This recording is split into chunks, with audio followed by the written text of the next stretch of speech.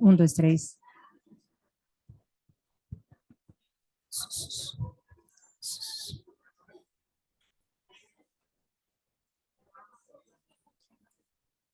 Good afternoon, ladies and gentlemen. In 10 minutes, we're gonna start the event. I'd like to tell you that the simultaneous translations equipments are available on the foyer of this auditorium. Thank you very much.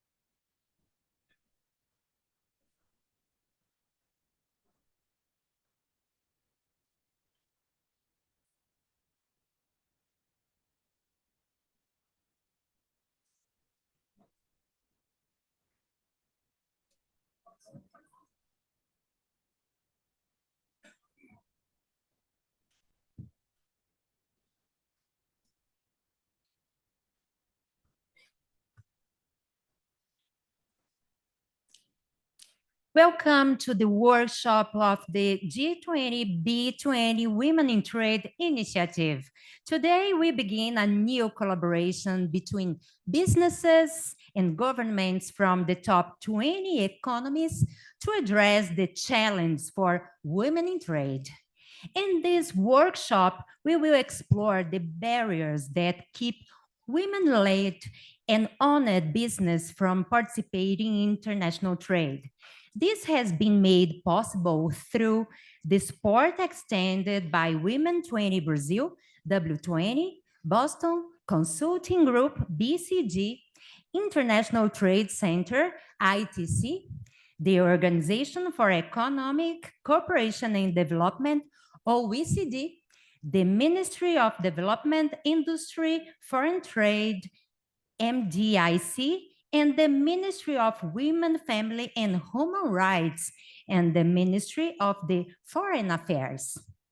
We would like to inform attendees that simultaneous translation services are provided for this event. Headsets can be found in the foyer of this auditorium. Joining us for the opening of this workshop, here is the main table. The Executive Secretary of the Ministry of Women's Affairs, Maria Helena Guarese.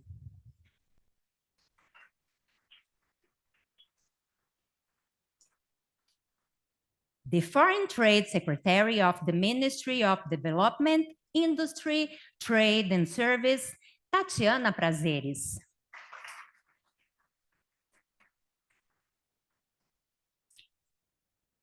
The Director of the Trade Policy Department of the Ministry of Foreign Affairs, Ambassador Fernando Pimentel.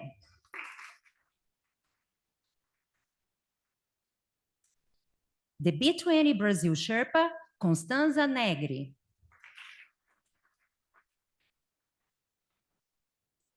the Institutional Relations Manager at Embraer, representing the chair of the B20 Task Force for Trade and Investment, Verônica Prats. And co-head of Women 20 Brazil, Janaína Gama.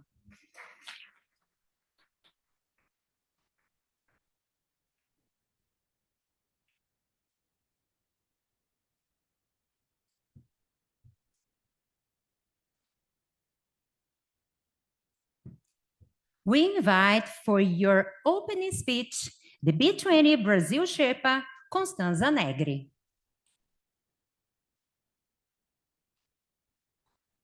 Good afternoon, everyone. It's a pleasure to welcome you here to CNI to this significant event, part of an initiative, a very important initiative. It's also great to share this opening session with each of these colleagues and representatives who are deeply involved and contributing with the G20 agenda. Tatiana, Ambassador Fernando, Secretary Tatiana, Ambassador Fernando, Secretary Maria Helena, Janaína, Verônica. It's a pleasure to be with you here and to count on your collaboration. Also, special thanks to our partners of this project and initiative, BCG, OECD, ITC, and all the speakers and participants that are here today in person and virtually with us. We are extremely happy to see this initiative kicking off. I'm not going to go into the details of the project because this will be duly presented afterwards, but in a nutshell, the idea of this project is to concentrate and focus on raising challenges that women face in international trade. The first part, we are going to have a thorough, comprehensive research and collect data on the ground with women from B20 Secretariat and different countries of the G20 members. And on the second phase is going to be the part of the work of the government. So the first part is with us, the first part of the job. And I think that probably there are 3 points that underscore the importance of this project. And let me share with you. First is the relevance of the subject. International trade, as we know, serves as an engine for economic growth, innovation, productivity, better employment, and better opportunities of standards livings.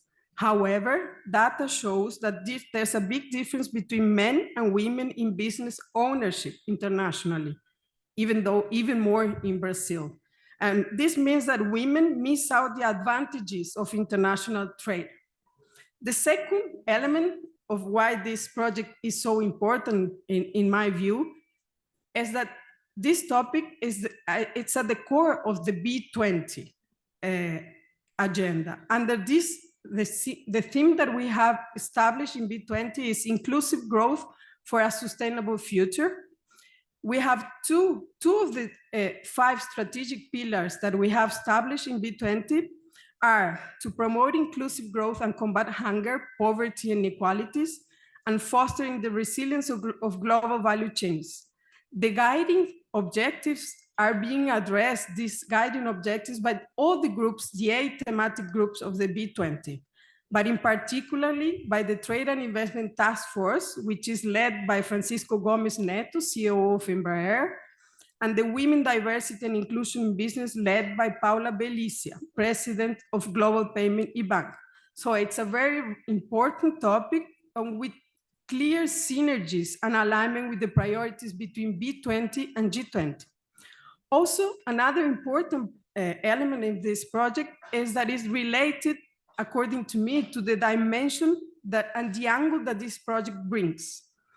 While challenges to increase women participation in trade in our own countries are probably better known, we think that with this initiative, we're going to bring a practical and a broader global business perspective of what is hindering this women access to international trade. So it's like putting the G20 lenses to a very known agenda domestically. And also, last but not least, I think that another important element is the approach and the spirit with which we will be working, and we have already started in this project and will be tackling the subject. So this initiative is, according to us, a clear example of public-private partnership, and it's an example of what we intended as B20 Brazil Secretariat to bring closer B20 and G20 agenda, and to do it in a very timely way, not only bring closer the public and the private agenda, but to do it very early on stage of the process. So for us, this project, it's an example of this idea that we were looking, public-private partnership, but even though this partnership, it goes beyond, because we have and we will count with the partnership of international organizations whose commitment will be instrumental in bringing this project with success. So the participation of W20, BCG, OECD, and ITC will be crucial, according to us. So in a nutshell, and to sum up, this project is important. It's an important step towards promoting gender equality and economic inclusion. We think that it's everyone's role to contribute to removing barriers and helping women entrepreneurs succeed worldwide.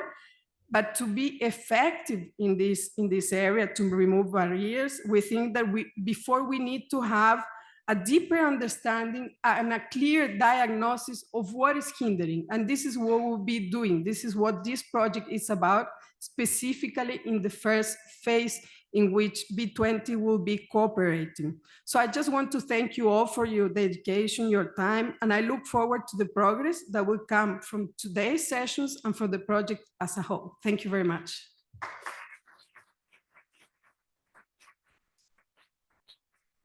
Thank you, Constanza, for your speech. And this moment, we invite Veronica Prats, Manager of Institutional Relations at Embraer, representing the chair of the B20 Task Force for Trade and Investment. Thank you, and good afternoon, everyone. First of all, I'd like to take this opportunity to recognize the work of two women in trade who have been essential to our task force. Gabriela Leone from the CNI and Caroline Caldeira from our knowledge partner, the BCG. Thank you, ladies. And together under the leadership of Francisco Neto and with our co-chairs and over 170 members, our task force has been progressing quite well to have a set of recommendations to present to the G20 soon. So I'm quite proud to be here today representing our chair. But personally, I'm mostly happy to see this event happening because as many of you, I've been convinced that women in trade topic matters. And it matters not just for women, but it matters for business profitability, it matters for economic development, it matters for growth. So having this topic here included in the G20 agenda this year, within this structure, it matters as well. We made it to the agenda. Now we have to turn this momentum into concrete actions because women-led businesses face concrete barriers to trade. Women face real barriers to joining international trade in the global economy. Barriers ranging from legal restrictions to lack of networks to make business, to gender-biased financing, which is one of the topics we are covering in our trade and investment task force. These are concrete issues that deserve attention. And yet international trade is vital for growth and innovation. I'm sure most of us at the G20 agree with that. So exposure to international trade means larger markets. It means larger network of suppliers, of partners. It means access to new technologies. And all this translates into efficiency, productivity, higher revenues. Us at Embraer, we completely understand and support this view. We are a Brazilian case of success of this story. So that is why this discussion is important, because we believe that trade can be a catalyst for women economic empowerment. and the G20 B20 initiative. This dialogue we are initiating today is essential so that all stakeholders, public and private, can be aware, can understand the challenges, and we can share the responsibilities to tackle them. Brazil has very good examples to share. I think I would highlight the mentoring program, Elas Exportam, launched last year by Mijiki and Apex. But I'm sure there are many other positive stories and experiences from G20 countries and from B20 businesses to be shared. But as our CEO at Embraer and the chair of this Trade and Investment Task Force often reminds us, we have to be pragmatic. We have to prioritize. Where do we start? We need to select some of these obstacles to start off. We need to have simple, measurable actions to implement. And that's the challenge I pose here today for discussions today and for this initiative in general. I'm looking forward to the discussions and seeing how we can integrate the insights from today into the work of our task force. Congratulations to the G20 and B20 secretariats for prioritizing this topic and committing to a more inclusive trade agenda. Have a great event, everyone.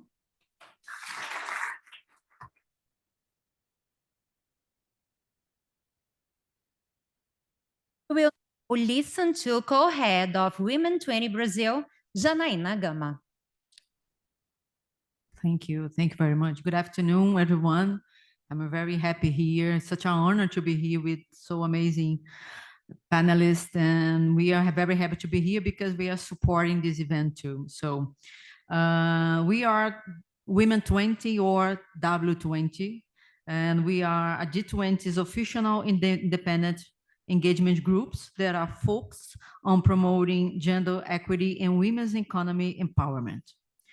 To bring even more diversity to our group, we have invited expert specialists to work with us from other G20 countries to develop recommendations for public policies supporting women's economy empowerment, both locally and globally, with lens of intersectionality between gender, race, and ethnicity. It's such an honor to be here, especially because women's entrepreneurship and access to capital is one of theme of our working group. And here, I mean, I'm going to present some key points that are discussing in this working group. First one, blended finance schemes to innovate policy frameworks to promote financial inclusion for all women. Second, credit scoring to boost financial inclusion for women, encourage national banks to establish sandbox initiatives for modernizing crediting scoring. Third, sustainable women entrepreneurs, launch programs supporting women in social business and startups addressing sustainable development goals, prioritizing initiatives focused on climate, energy, food security, providing dedicated financial, technological, and trade support for impactful contributions for global challenges. And the last one, and very important too, to promote gender-responsive public and private procurement, integrating gender, race, and ethnicity considerations through the supply chain to achieve 20% increase in diversity by 2030. In addition to these meetings with other delegates and specialists and experts of other countries of G20, we are promoting national dialogues with the society. In March, in Rio de Janeiro, it was the first one that happened, and we presented our work agenda and promoted reflections on the valorization of entrepreneurship in the public and private spheres to ensure women's economic empowerment in public and private sectors. Women's entrepreneurships plays a critical role in achieving sustainable economy and sustainable development, not only in economic terms, but also in social and environmental dimensions. So our mission of W20 is to influence the creation of public policies that ensure a fair and sustainable world in which no woman is left behind. Thank you so much. Thank you, Janaína. With the floor at this moment, the Director of the Trade Policy Department of the Ministry of Foreign Affairs, Ambassador Fernando Pimentel. Thank you very much. Thank you all for coming, especially those who came from very far away to be with us today.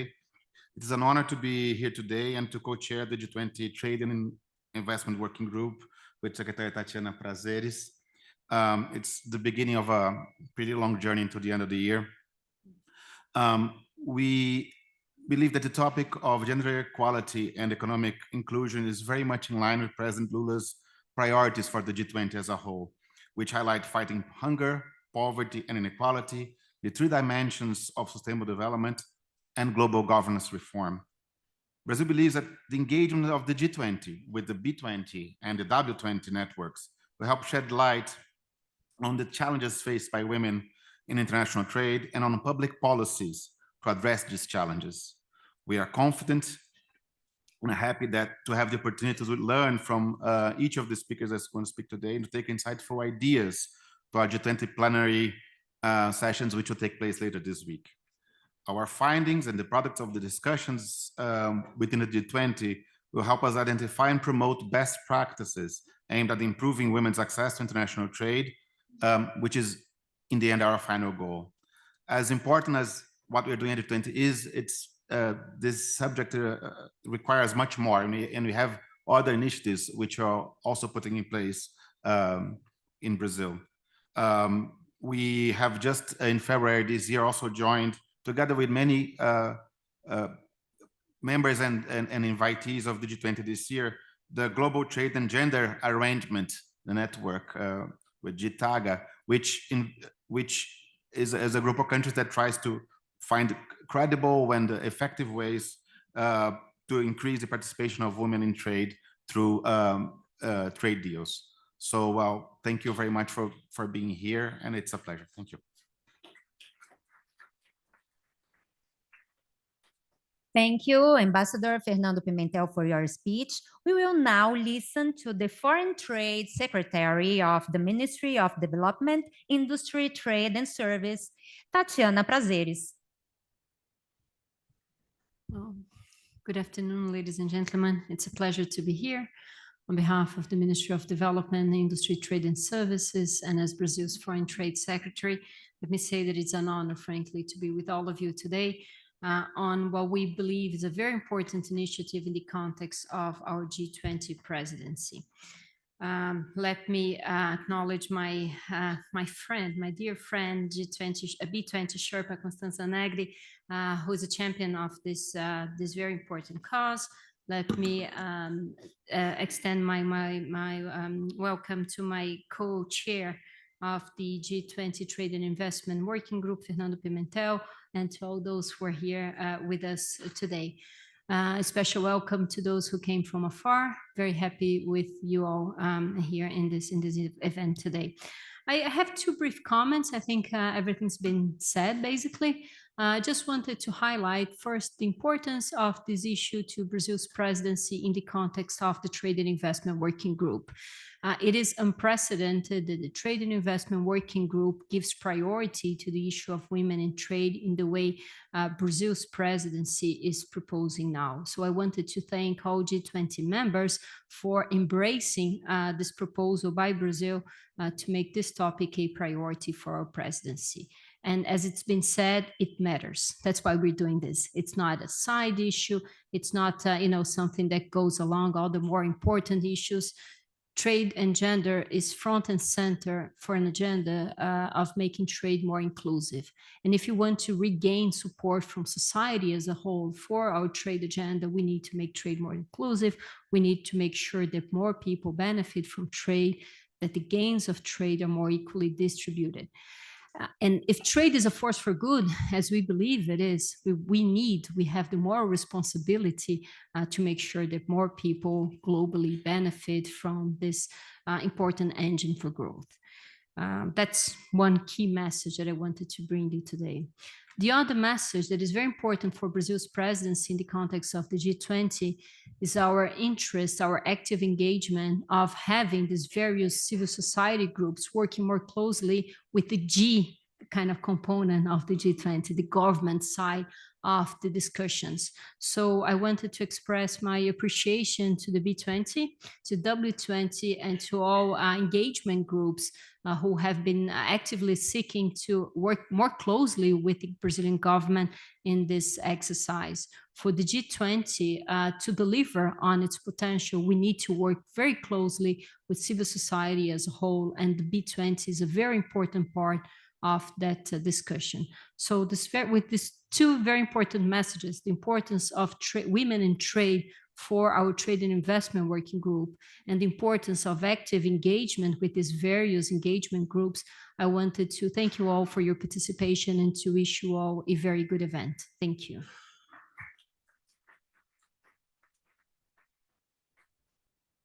Thank you, Secretary Tatiana Prazeres, for your participation. Finally, we pass the word to the Executive Secretary of the Ministry of Women's Affairs, Maria Helena Guarese. Boa tarde.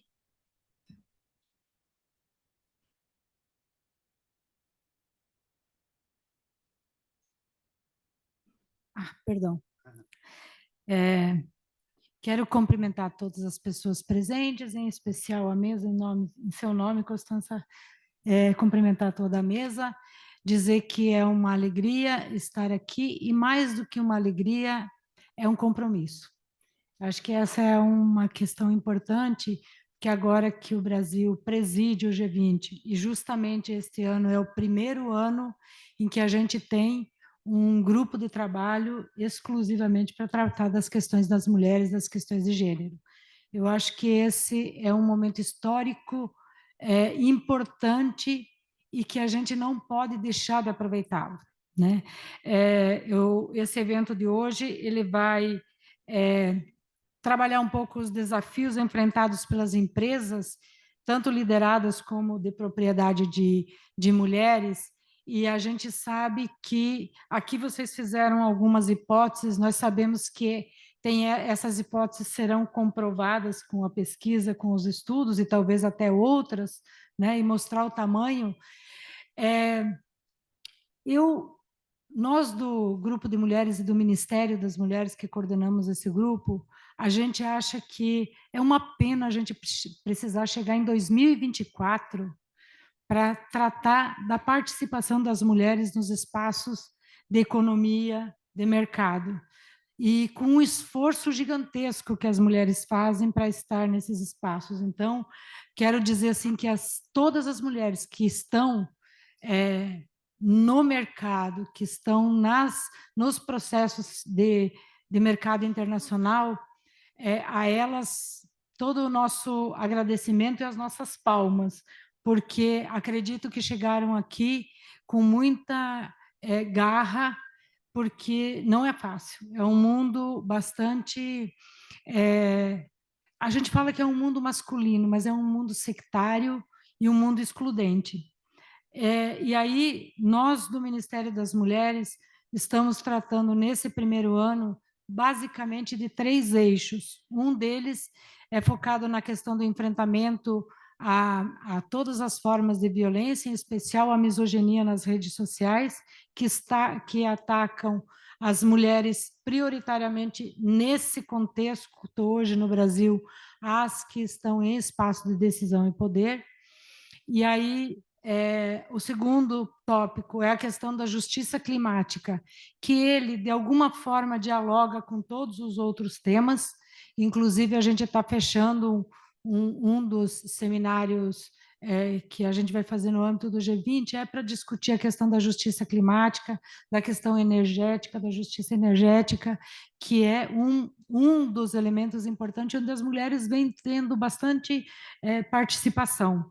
E o terceiro é a questão da autonomia econômica e dos cuidados. A gente sabe que nós mulheres, para estarmos nesses espaços, a gente precisou fazer muito, tivemos que deixar muito de lado algumas coisas, inclusive a questão da família. Às vezes a gente se sente culpada, porque a gente, às vezes, até, eu encontrei esses dias uma empresária que me disse que ela se sentia culpada por ter deixado os filhos com o marido dela há um tempo. Olha o nível que a gente chega. A cultura é pesada, não é só o que acontece de concreto, é o que acontece na cultura e nos faz a gente se culpar por uma coisa que a gente não deveria ser culpado. Então, nós temos esses três temas, né, na questão da autonomia, e acredito, Constância, que principalmente nesse tema da autonomia, e aí focado nos três eixos que o presidente está focando para a questão do G20, que é a questão climática, é a questão do enfrentamento à pobreza, e uma outra questão que eu considero muito relevante para esse grupo em especial, que é a questão de governança. Nós não iremos avançar com velocidade se a gente não tiver acesso aos espaços de decisão sobre a economia, sobre o mercado. Eu acredito que esse é um ponto de inflexão, um ponto bem importante que nós devemos discutir, e discutiremos no nosso grupo e aqui. Então, Constância, quero dizer, agradeço muito vocês terem nos convidado para estar aqui, dizer que o grupo está dialogando com todos os grupos sociais, porque queremos ouvir, porque sabemos que os anseios e as necessidades de todos esses grupos são os mesmos nossos. Então, a gente está aberto, em especial nesse, já temos conversado alguma coisa sobre isso, e o Ministério das Mulheres, e o grupo de empoderamento das mulheres está aberto e está alinhado com todos esses debates que vocês estão fazendo. Então, obrigado por nos convidar, e estamos à disposição, estamos abertos ao debate, porque nós não vamos fazer nada sozinho. A mudança só acontece com articulação, com desejo, com compromisso. Então, muito obrigada e estou à disposição.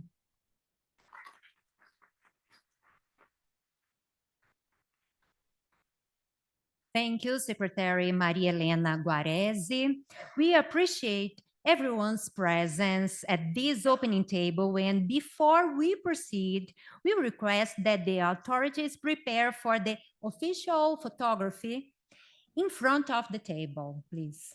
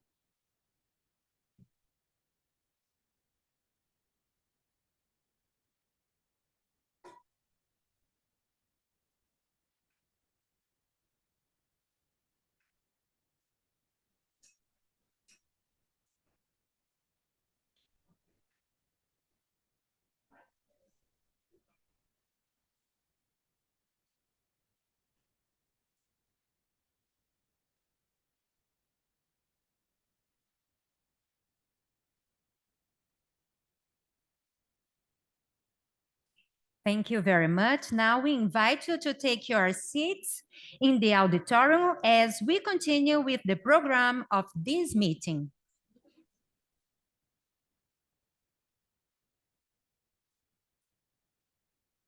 We invite to the pulpit to speak about the project plan and initial hypothesis a consultant in the Boston Consulting Group, Carolina Caldeira.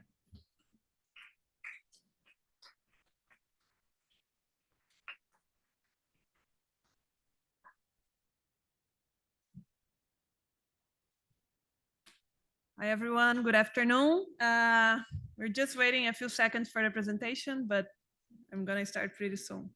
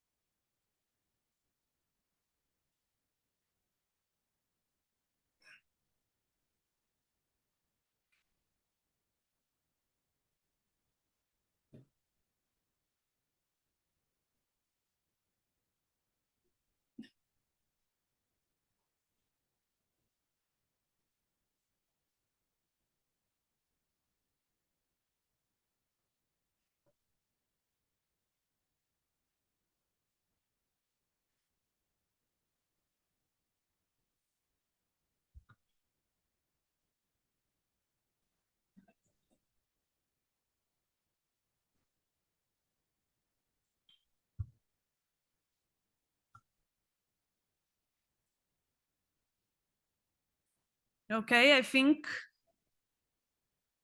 I can see it here, but I don't know if everyone can see it. Oh, okay. Perfect. Okay, now we can start. So I'm Caroline Caldeira. It's a great pleasure to be here with you. I'm representing Boston Consulting Group. BCG is a global consulting firm, and we have been supporting B20 for more than 10 years. We are the knowledge partner of the Trade and Investment Task Force. And it's a great honor to also be here collaborating and helping in the Women in Trade initiative. So thank you for having us and asking for counting with our support. So let's proceed. Sorry, guys. Can I have, it's on, okay, perfect. Our goal here today is to give a quick presentation on the objectives, the structure, and also the preliminary hypothesis of the consultation that we are going to have the private sector from all the G20 countries and that we are launching this week.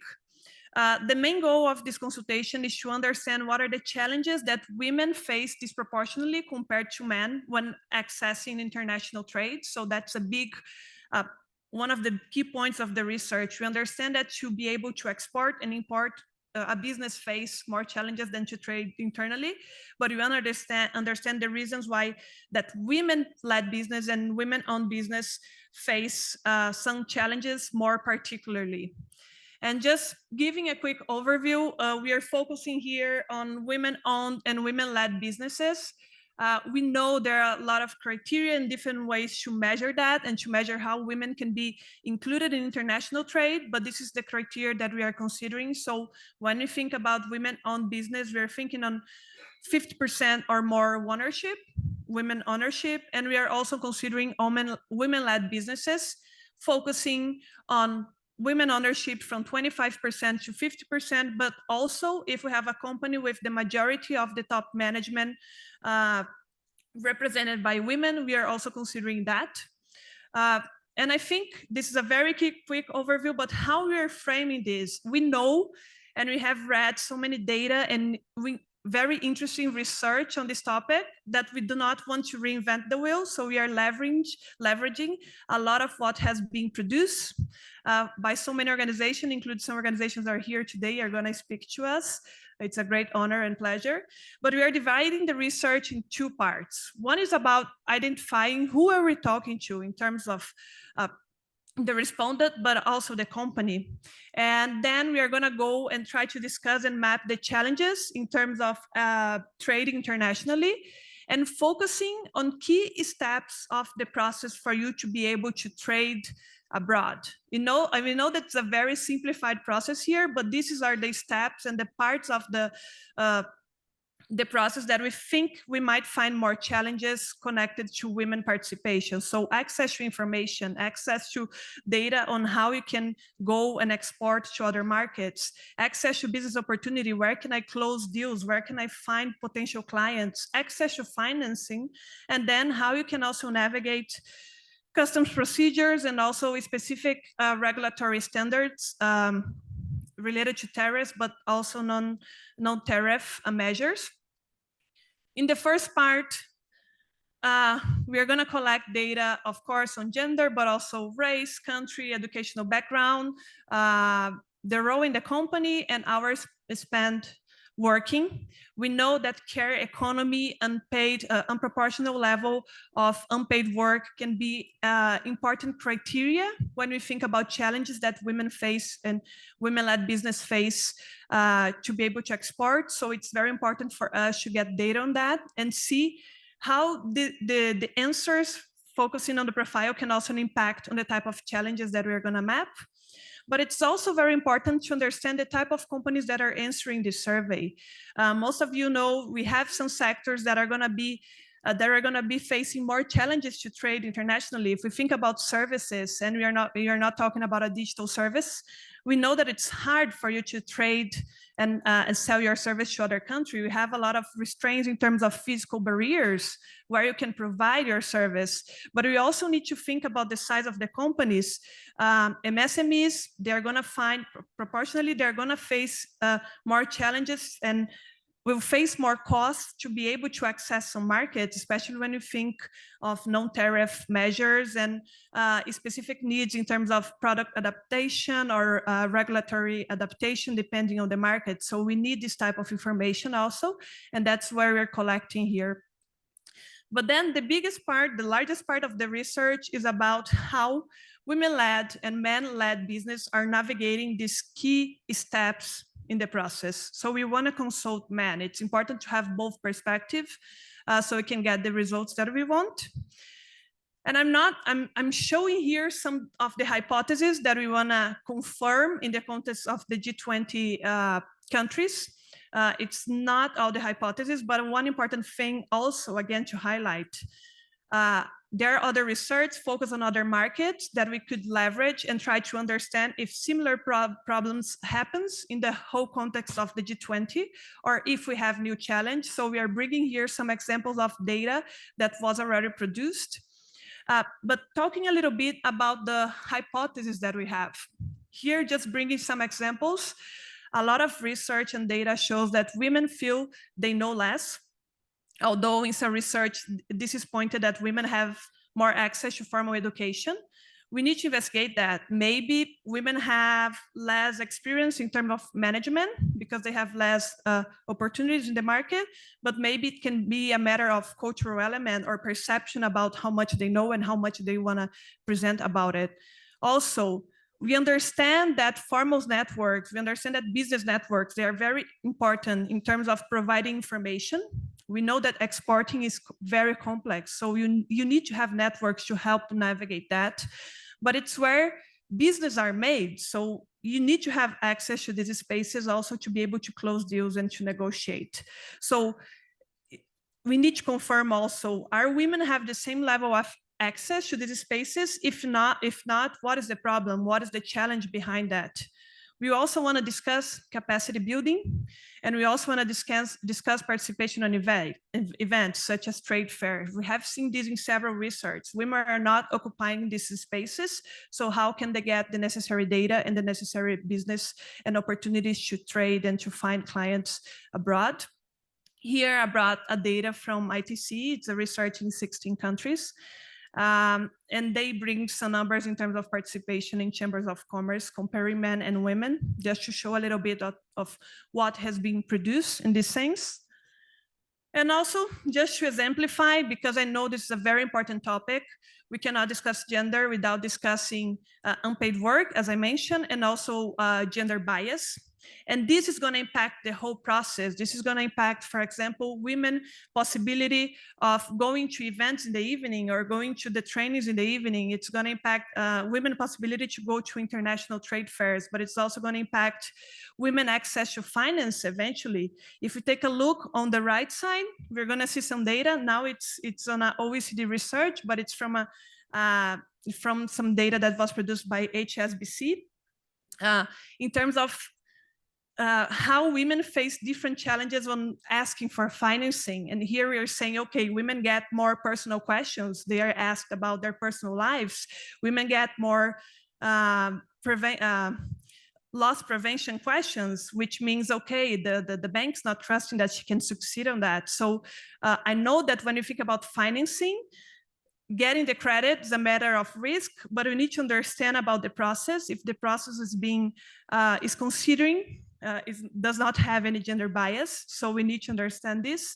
And finally, when you think about custom process, it's important to also discuss this topic. We have seen some research mentioning more cases of gender bias and harassment in these environments. They are very men-led, and they are very they don't have a lot of gender balance. So it's important to understand if women have more constraints to navigate this process, because this is the final step for them to be able to deliver their product.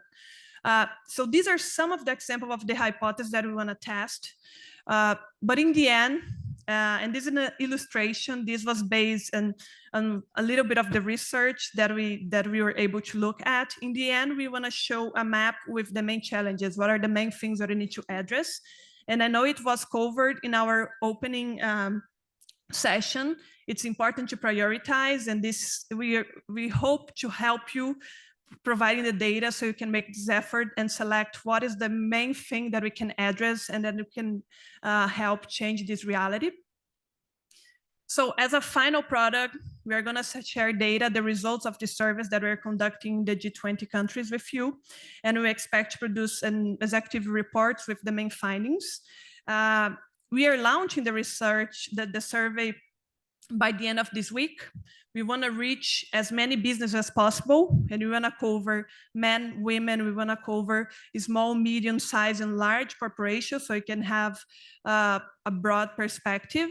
So in case you have connections, or in case you're part of any business association or any export agency, please feel free to reach us, and we can make the connection. So this survey will also be able to reach more people and to reach your network. And that's it from my side. Thank you very much.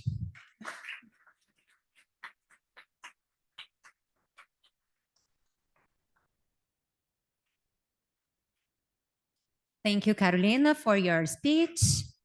We now begin our keynote session titled Towards Gender Neutral Trade Policy, featuring the Trade and Agriculture Director at OECD, Marion Johnson.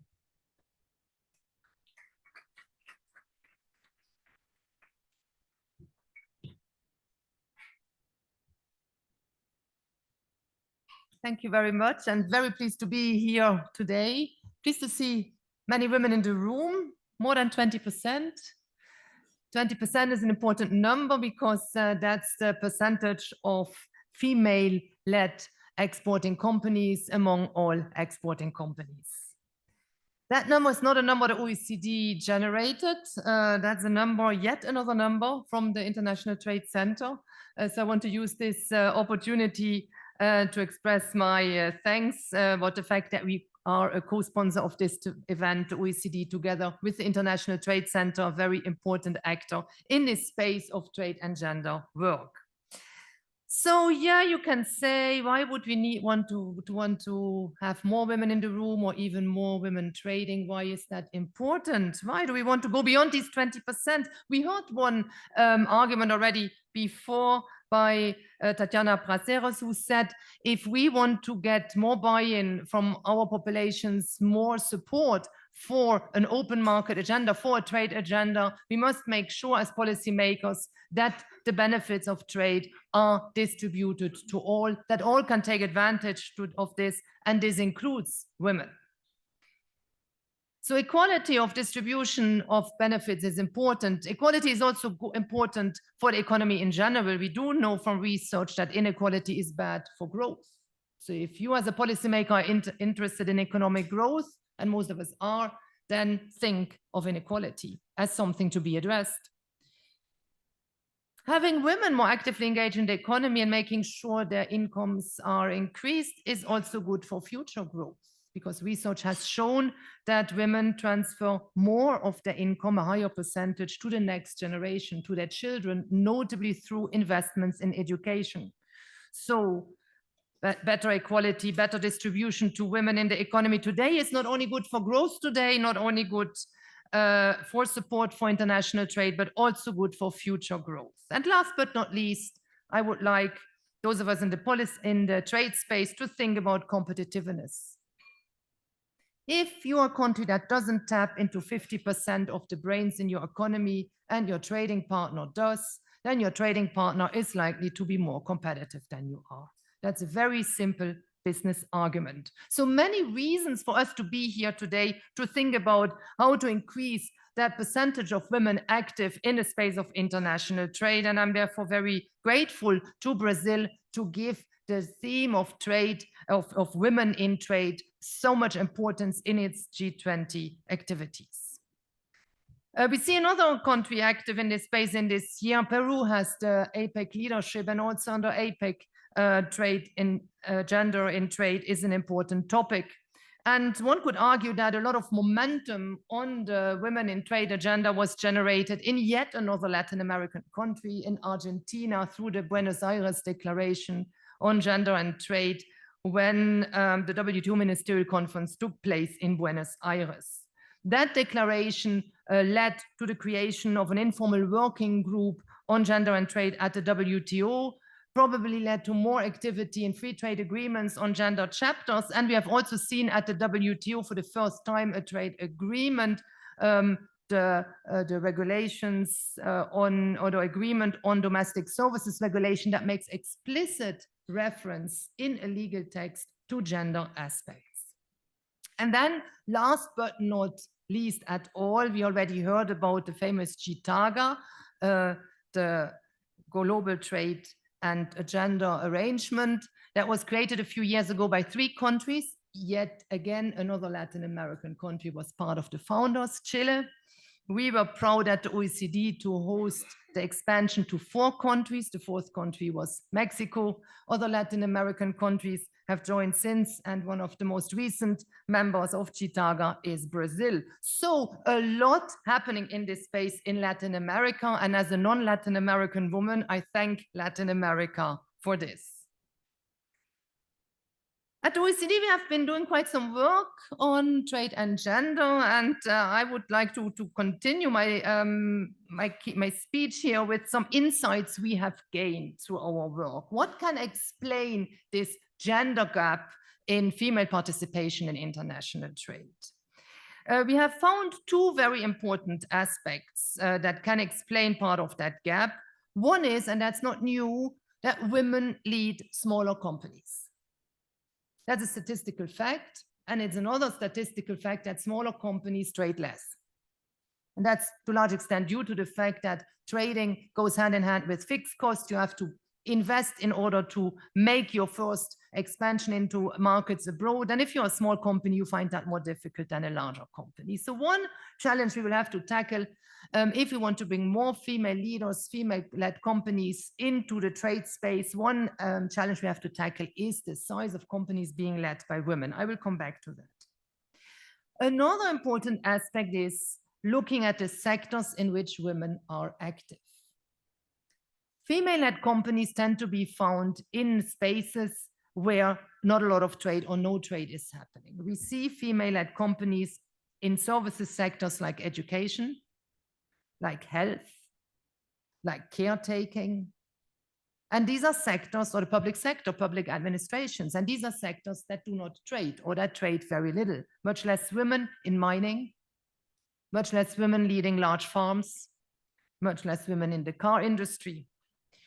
So one issue is to understand, we need to understand is how to bring more women into those sectors that are very active in global supply chains, into the sectors where trade is actually happening.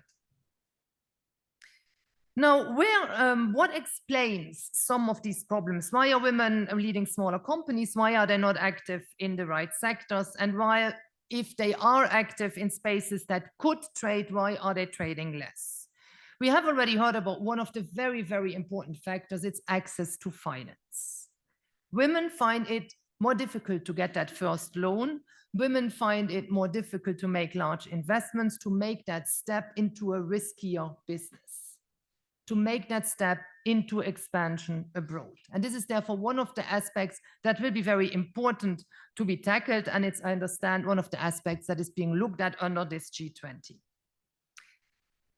Then there are rules like who owns what, who inherits what, and there are still, unfortunately, countries where women cannot own land. Now, if you cannot own land, you will not be active in the farming industry. You will not find it hard to have collateral in order to get finance. So these are aspects that need to be looked at. How to bring women into new sectors? They are probably the education sector, the young age of children plays an important role. How to make sectors where women are typically less active, how to make them attractive for young women, for girls, how to bring them into the sectors that do exports and not keep them in the sectors where the international activity is lower.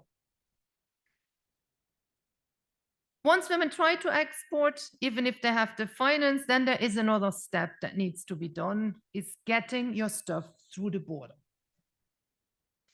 And that's also an issue where women tend to find more bottlenecks, more challenges. And it turns out to be, in particular, the interaction with other human beings, or let's say sometimes men at the border, that turns out to be a problem. We heard the word violence before. Unfortunately, these are in some countries still moments where women are exposed to harassment or violence. In order to get that stamp, in order to get that piece of paper that you need, you have to do something. These are things that we have to get rid of. These are things that have to be abolished at the border. And one aspect that can help there is technology. One important piece of information that was found, again, by the International Trade Center in its research is that women take more advantage than men of digitalization of border processes. Digital border processes make the border process gender neutral. You just submit a document on the internet. You don't necessarily see on the web whether that document has to be submitted by a woman or a man. It's just processed. So investing in digitalization at the border is a very worthwhile investment. I know that there are also figures showing that women have less technological knowledge to deal with digitalization, less access to the internet, but I would like to encourage all of you not to take this as a reason for not investing in digital border processes. Research has shown that this is a worthwhile investment to bring more women into international trade. Last but not least, and it has also been mentioned before, an important aspect where women have been less present are the networking parts, the networking aspects of international trade, of doing business in general.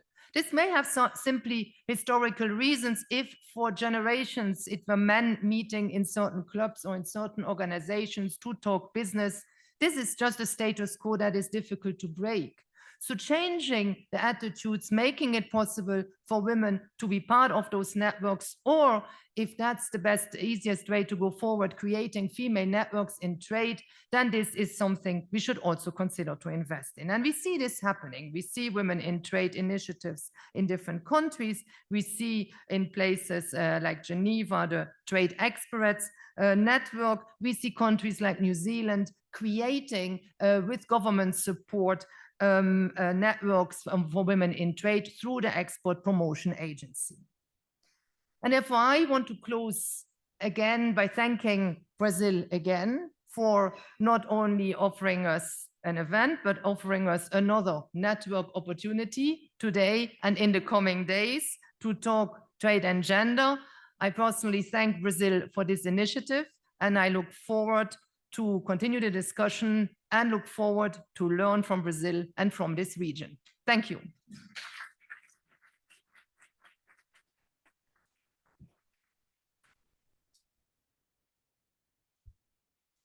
Thank you, Director Mayor Jason, for your participation.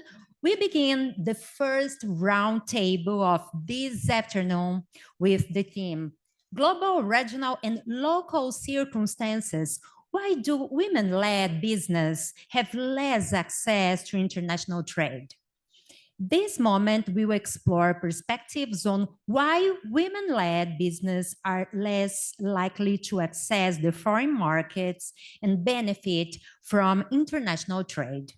To compose the table, we invite the leader of the She Trades initiative at the International Trade Center, Judith Feshay.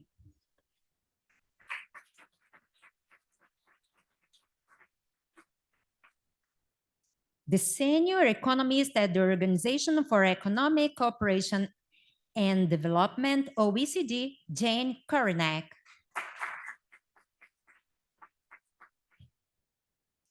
The Vice President of the Women Inside Trade Network, Lara Gurgel.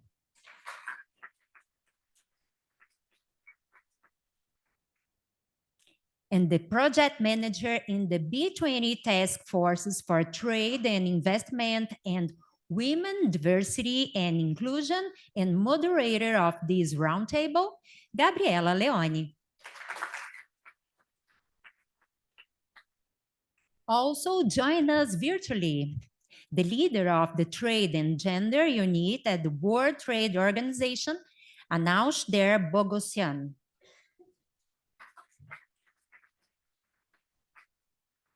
We inform you that there will be a question and answer session during the event. To participate, please access the application through the QR code available on the back of the auditorium chairs. The access for the Wi-Fi is this auditorium is the B20 Brazil network, and the password is B20 at 2024 uppercase. Gabriela, the floor is yours. Thank you, Juliana. Warm welcome to everyone here present today, and also for those joining us virtually. I am Gabriela Leone, project manager for this initiative, and I will be your moderator today. And I am really honored to share this session with experts who have truly inspired me in my career. So thank you for accepting this invitation.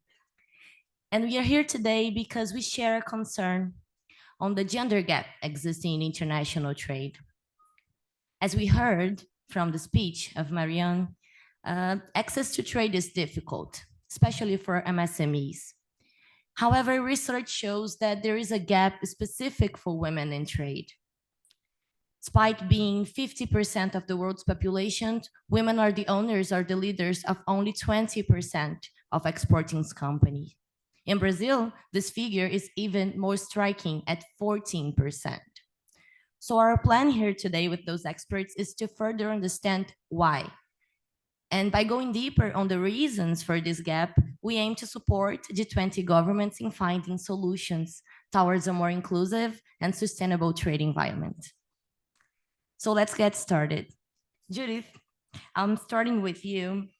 ITC data was mentioned here many times. So as the head of the She Trades environment, can you give us an overview of those challenges for women accessing international trade? Thank you very much, Gabriela, for the excellent question. Let me start by thanking the B20 and the G20 for putting the issue of women and trade on the agenda. It's really the first time we have been collaborating with the W20 for many years, and it's really exciting to see this issue included with the B20 and the G20. It's really a game changer. I would like to also, in particular, thank the Brazilian presidency and CNI for really looking at the future and in particular highlighting this issue. So thank you for the leadership. And obviously the W20 and the OECD for being long-standing partner of ITC and She Trades on issues around gender equality and international trade. Today we are here to discuss about data. So what I would like to do is to present to you the key findings from 3 data sets in ITC. The first one is MEX, which is looking at SMEs. We have run these surveys in 16 countries, and these are both SMEs trading and SMEs selling in domestic markets. So it's looking not only at the international trade dimension. The second database, it's the NTM survey, the non-tariff measure survey. And this is only focusing on exporting and importing companies. This has been run in 44 countries across the world, covering 24,000 SMEs. And then finally, I'm going to also include a discussion around the She Trades outlook. These are policy data. Basically, we go into a country and collect data across 52 policy indicators that will tell you how well a government is doing in supporting women and trade. So these are really complementary and comprehensive data sets that I believe can really shed some interesting insight on what is happening on this topic. So let me start from some key highlights from this MEX survey. We know that women in business are underrepresented, so there are fewer women-led and women-owned SMEs. We have also heard that they tend to be smaller, and this will have a number of consequences when we talk about international trade. And I will get back to that a bit later. They're focused on more traditional sectors. I think Marion had already mentioned that, many non-tradable sectors. But when you look at international trade and where they are trading, it tends to be sectors such as agro-processing and apparel.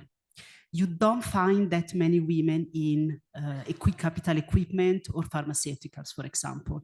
And this is very important for the type of government and private sector initiatives that want to support women participation in international trade.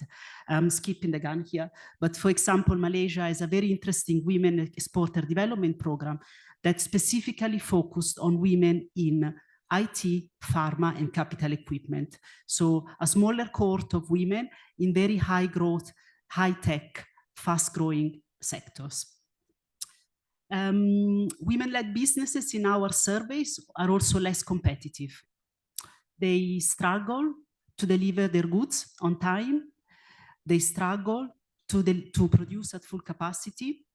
And they also struggle to reach buyers and input suppliers.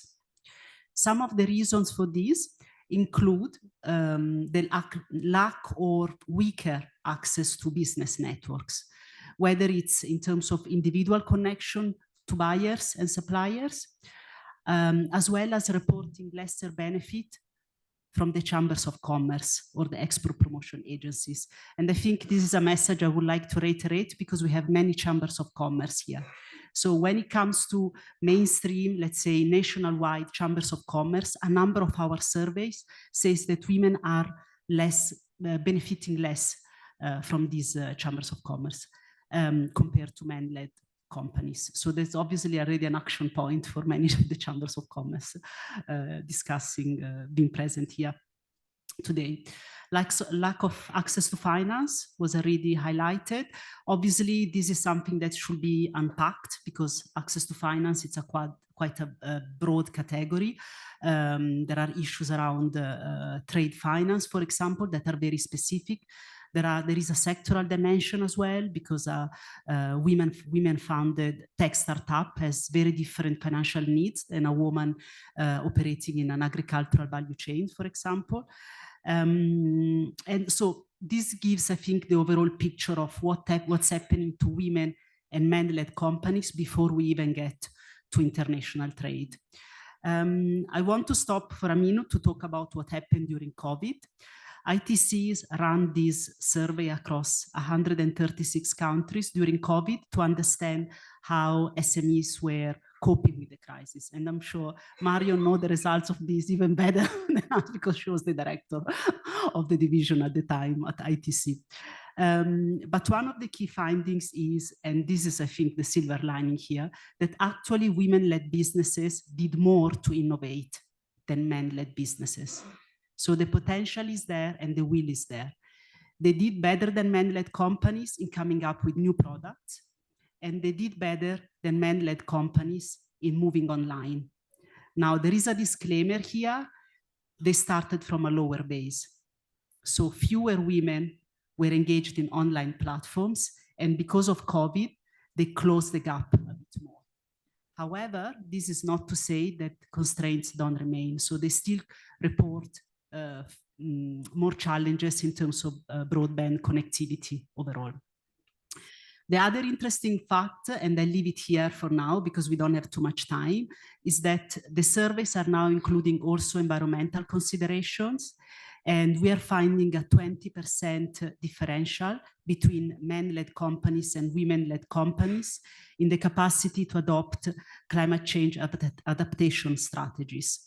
So this is a big one for us, for everyone, of course, in this room, because we know that environmental challenges are critical for businesses today and tomorrow. And we already have the data to prove that women entrepreneurs struggle in adapting to in terms of resource efficiency, clean energy, and so forth. So there's a big linkage, I think, with access to finance piece as well. So what happens when companies move to international trade? Only 1 out of 5 exporting companies is managed by a woman. And I would like you to picture it literally. Out of 5 companies, only 1 is managed by a woman. The other 4 are managed by men. And I would like nobody to be under any illusion. We ran this survey also in high-income countries, and the stats remain the same. So it's really a global problem. It's a global challenge for everyone, and it's not directly linked to the country, the GDP level of the countries. Even when they do trade, women-led companies tend to trade less than their sales share. So they trade less, and they trade export to fewer countries. They import from fewer countries. So this issue of diversifying your exporting country basket and diversifying your sources of inputs is obviously very important when there is a crisis, for example, during COVID. It's also very important when you have, for example, NTM barriers coming up all of a sudden, because you are less likely to quickly divert your exports to other markets. So there is an issue as well for the women-led companies that are exporting. How do we help them to export to more countries and to diversify their customer base? And I think in that respect, the digital economy can offer a lot of opportunities. In terms of the type of barriers they face, we don't see a lot of differences in the type of barriers. So they tend to be related to export certification, export documentation, rules of origin, compliance with technical regulations. However, the cost of complying with NTMs are higher for women-led companies compared to men-led companies. And there are especially 2 reasons for this. The first one is across any region, 30% of the women-led companies highlight time constraints. So all the time they have to spend at home doing domestic chores and childcare, which actually takes time away from the business. And this is linked to the second reason, which is that because they tend to run smaller companies, they also tend to trade smaller consignments. And a lot of these costs are fixed costs. So you have to fill in a rules of origin certificate. You have to do it whether it's a small consignment or a big consignment. So obviously you're disadvantaged and you are going to struggle to absorb this cost if you run a smaller company.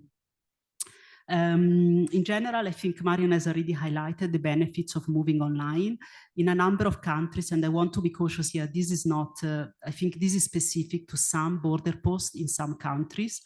There are reports, of course, of sexual harassment and corruption. I think the issue of trade facilitation and gender is probably one of the most established and studied out there.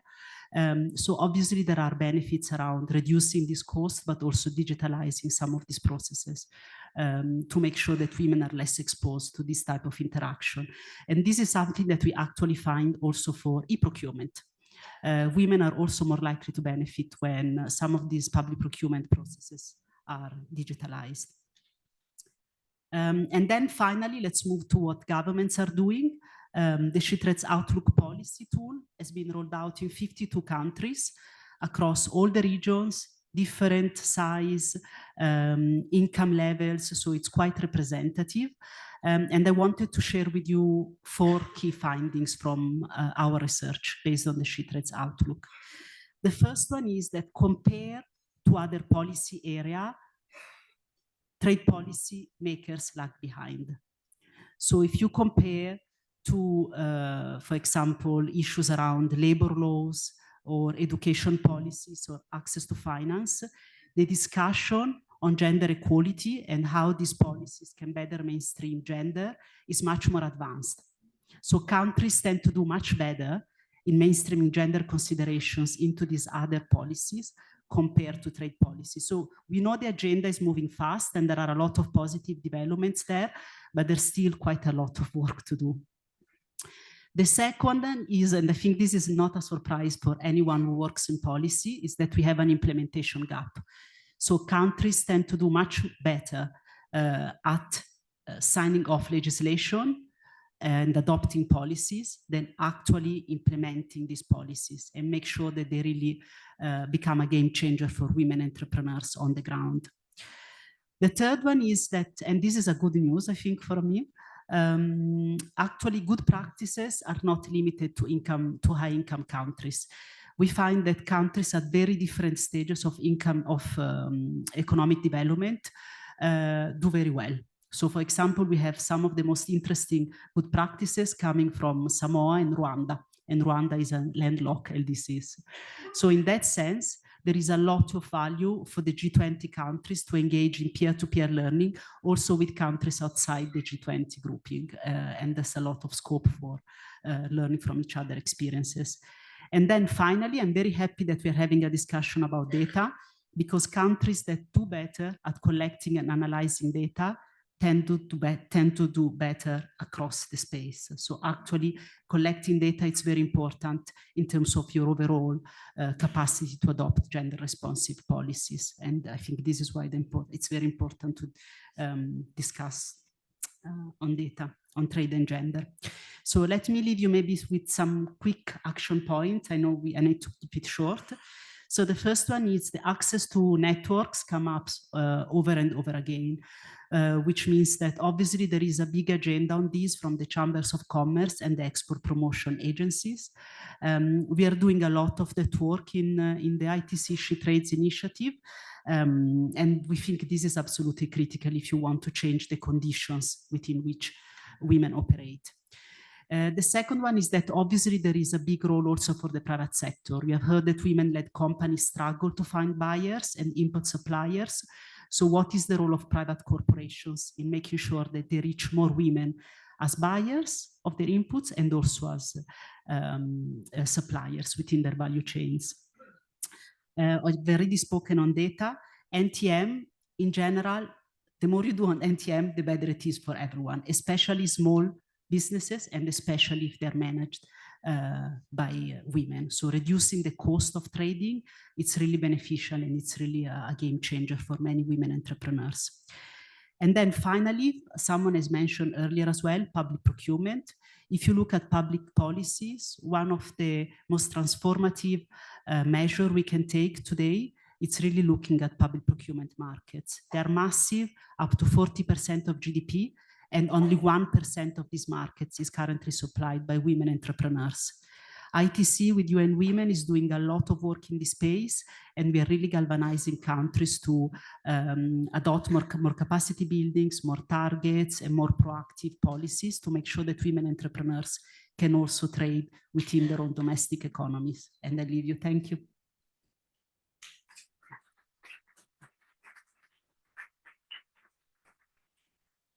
Thank you, Judith, for the insightful contributions. Next, we will hear from Jane Korinek from OECD. And Jane, we just heard from Judith an overview of the obstacles for women in international trade. And we know the OECD has conducted studies across various regions, such as, for example, the study you have been conducting in Latin America.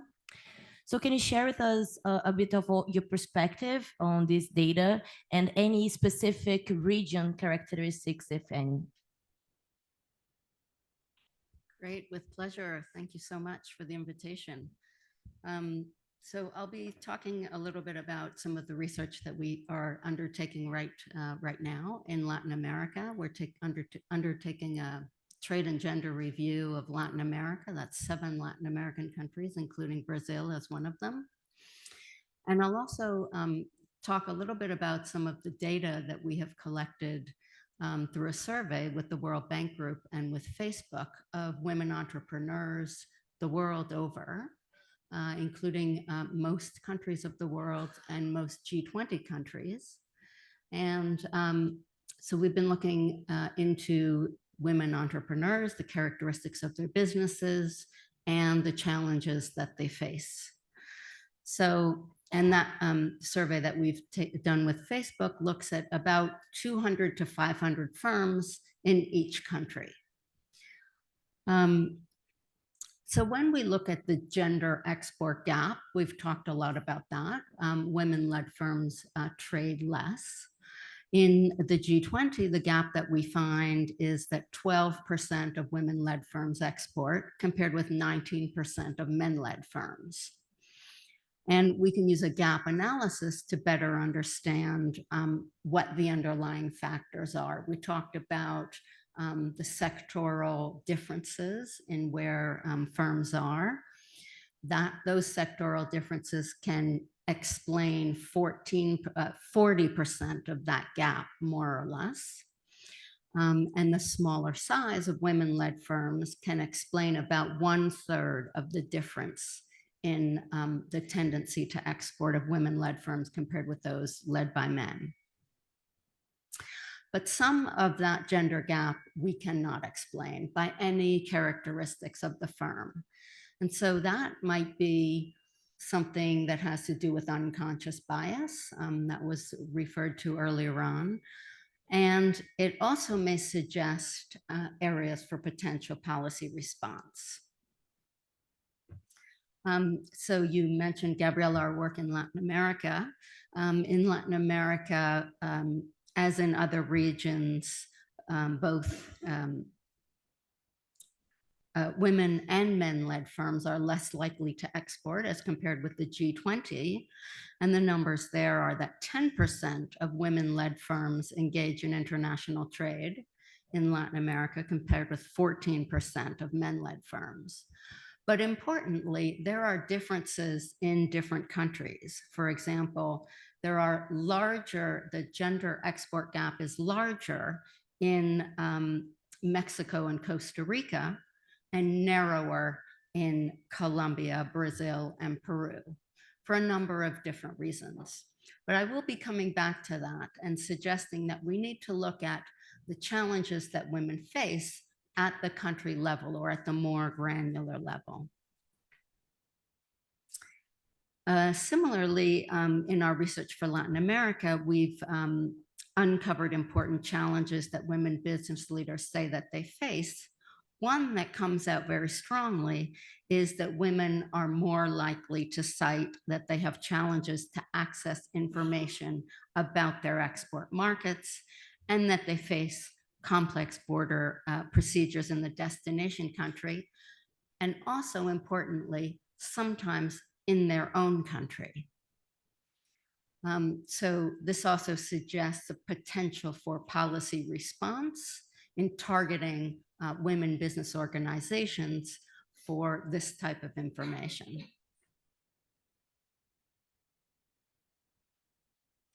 And just to give you a few more examples of what we have found, in South Africa, for example, and in Colombia, women business leaders have said much more than men that one of the challenges that they have is access to adequate internet services.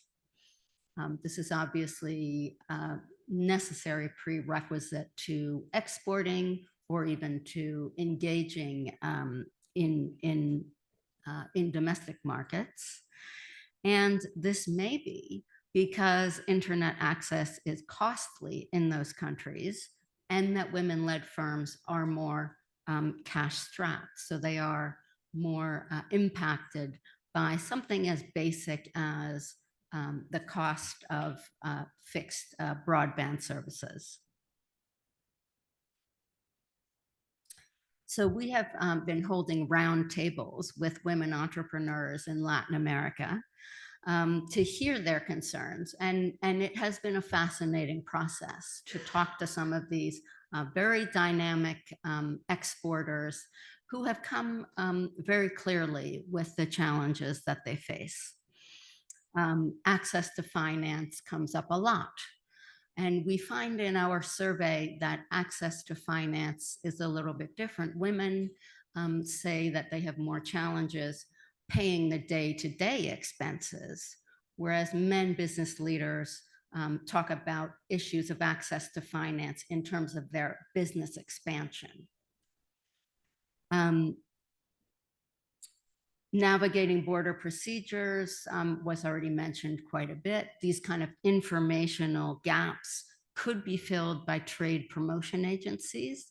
Some have put into place this kind of program, particularly targeting women-led firms.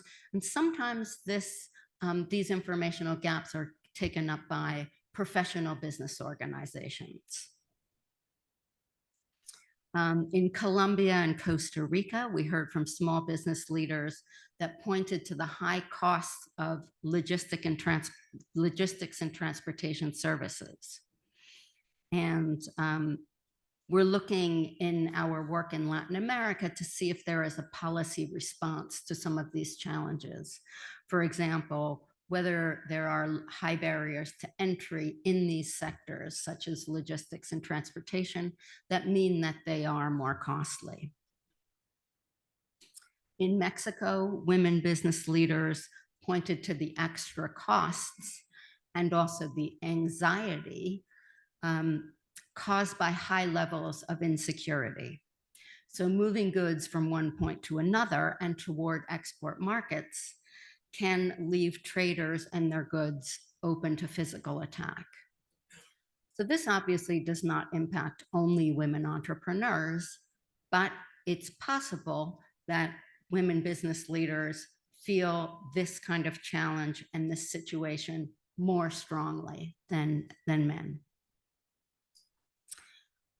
We have also been looking in the Latin America review on the level of informality, which is very high in some Latin American countries and seems to affect women even more than men. A lot of economic activity goes unrecorded, unregistered, and untaxed. And many policy responses to informality are focused on punitive measures. For example, taxes, not paying taxes are subject to fines, etc. But we also know that firms that trade tend to move into the formal sector. So the opportunities afforded by trade can be an incentive for firms to formalize if trade processes are not too onerous. We've talked a lot about that, others today. We know that small firms are at a disadvantage as they move into international markets due to cumbersome border processes.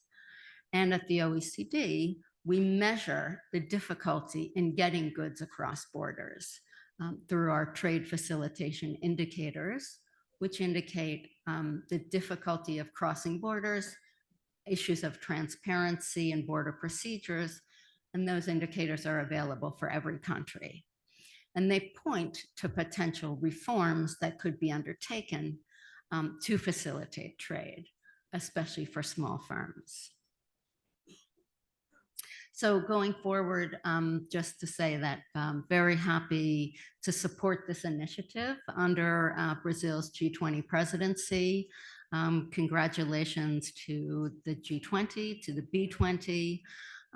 Very happy to support you in particular with the data from our survey on the challenges faced by women business leaders, our analyses of the policy responses that some countries have undertaken, and the policy indicators in areas that affect women most, like trade facilitation and trade and services.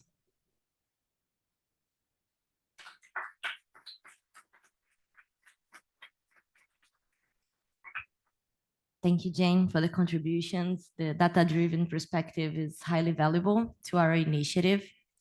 And now let's move to a practical perspective. Lara, you are the Vice President of Women Inside Trade, a network that is dedicated to empowering women through connections, which I'm part of and has been very important for me for being here today, including. So we want to hear from you. What is your perspective of those challenges that hinder women's participation in international trade, especially concerning the challenge that we learn here about shallower professional networks? Sure. Thank you, Gabriela. Thank you very much for CNI for the invitation. And I'm really glad to see a lot of witches, as we call here in Brazil, the female participants of Women Inside Trade. So to try to answer a little bit your question, I would say that to try to understand a little bit the barriers that are preventing women-led and women-owned companies to be more successful into international trade. I would say, or I would divide in 3 different dimensions. The first dimension, it's a dimension more like of barriers that are on a general level, but they are really key to try to understand what is going on. Within this first dimension, I would like to highlight 3 points. The first, I would say, and I was discussing this with Judith, is the lack of a standardized definition of what is women-owned and women-led business worldwide. Nowadays, each country, each institution has its own methodology, and people are comparing different things, which make things really hard to understand, hard to share best practices. So this is one of the things that governments should try to address collectively. The second point within this dimension will be to recognize that there's no such thing as one single profile for women. Women are a diverse group. We are formed by different cultural backgrounds. We have different economic power. We have different sex orientation, race, ethnicity, and etc. And you know that because we wrote a piece together on this. But we know that when you combine those things, when you combine those axes of power, you have greater challenges to address to make women part of the trade. And then when you have this, we have the lack of standardized definition of those women-led and owned companies.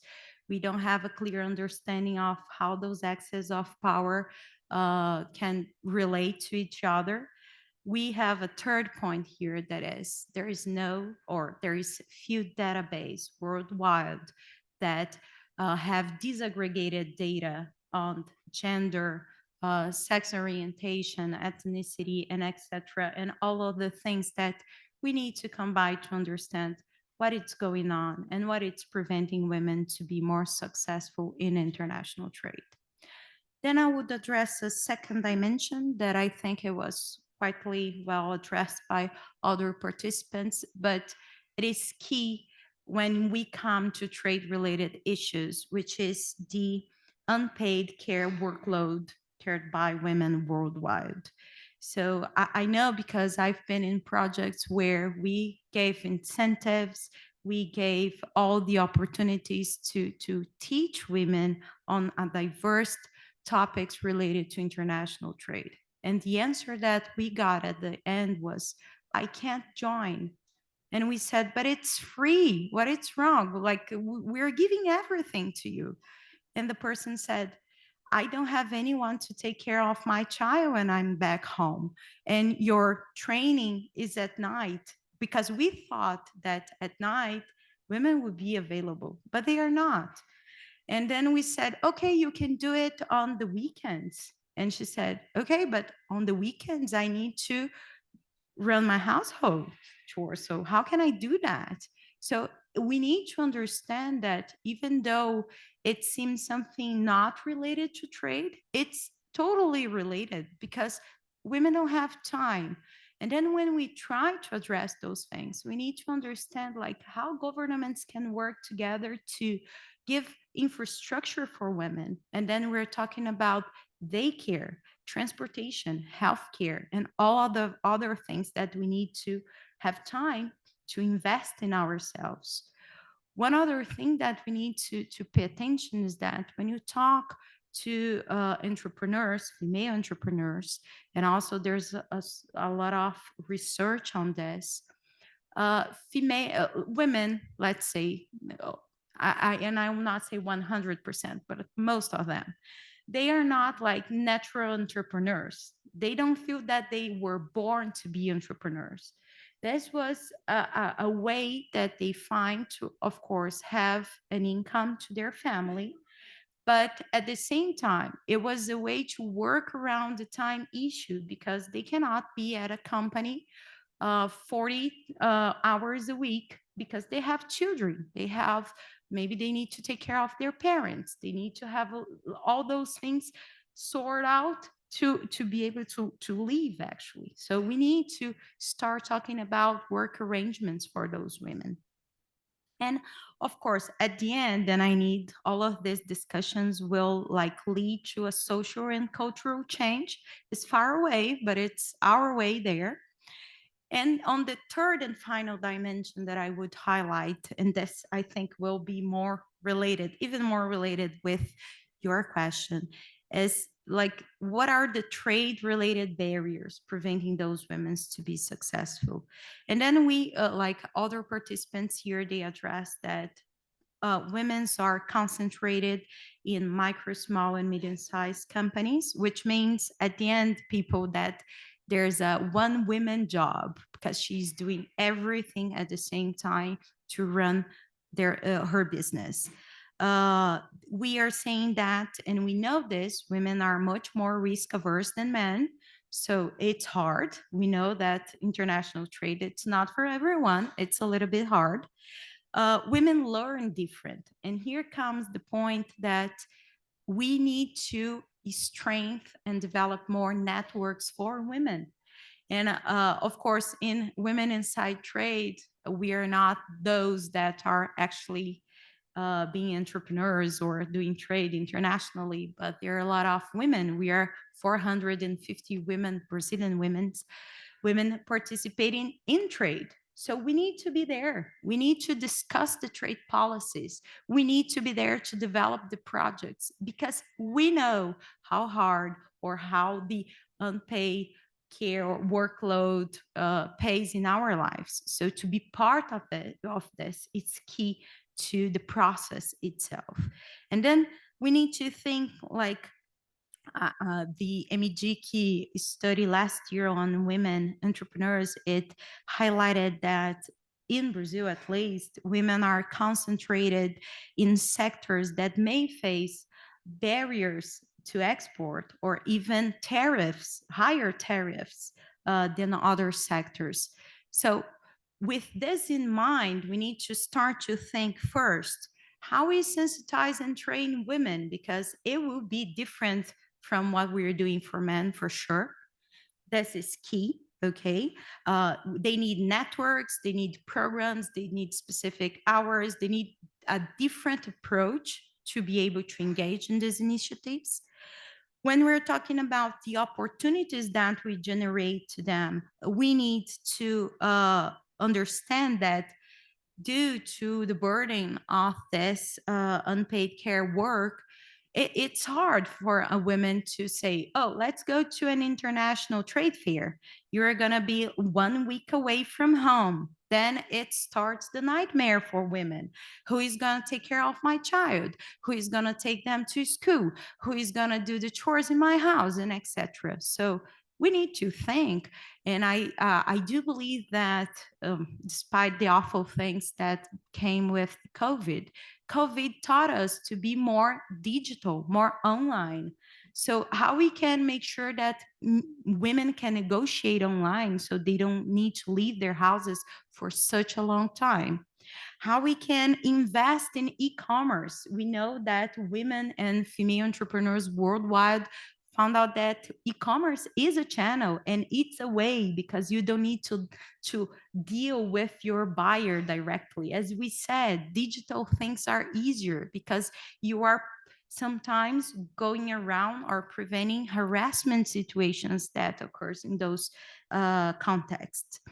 And finally, when we're talking about facilitation, I do believe that governments should start taking care or at least paying more attention on how we can have like international trade agreements on bilateral or multilateral level that address the gender. And we know that there's some of agreements out there that have gender chapters, but the chapters, they are not binding. They're only best efforts. The world is full of best efforts. Now we need the compromise of people to change things. And maybe the economic part would be a way to make sure that people will definitely make the change that we need.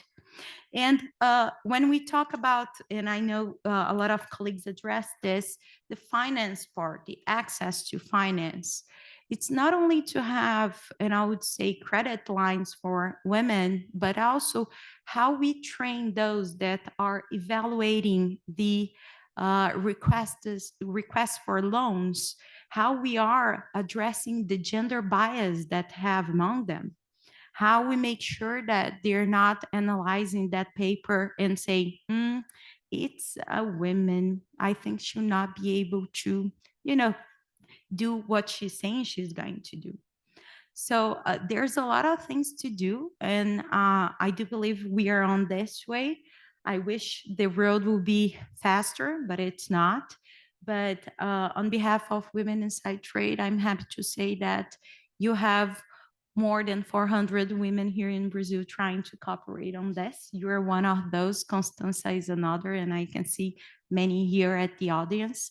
So thank you very much for the opportunity.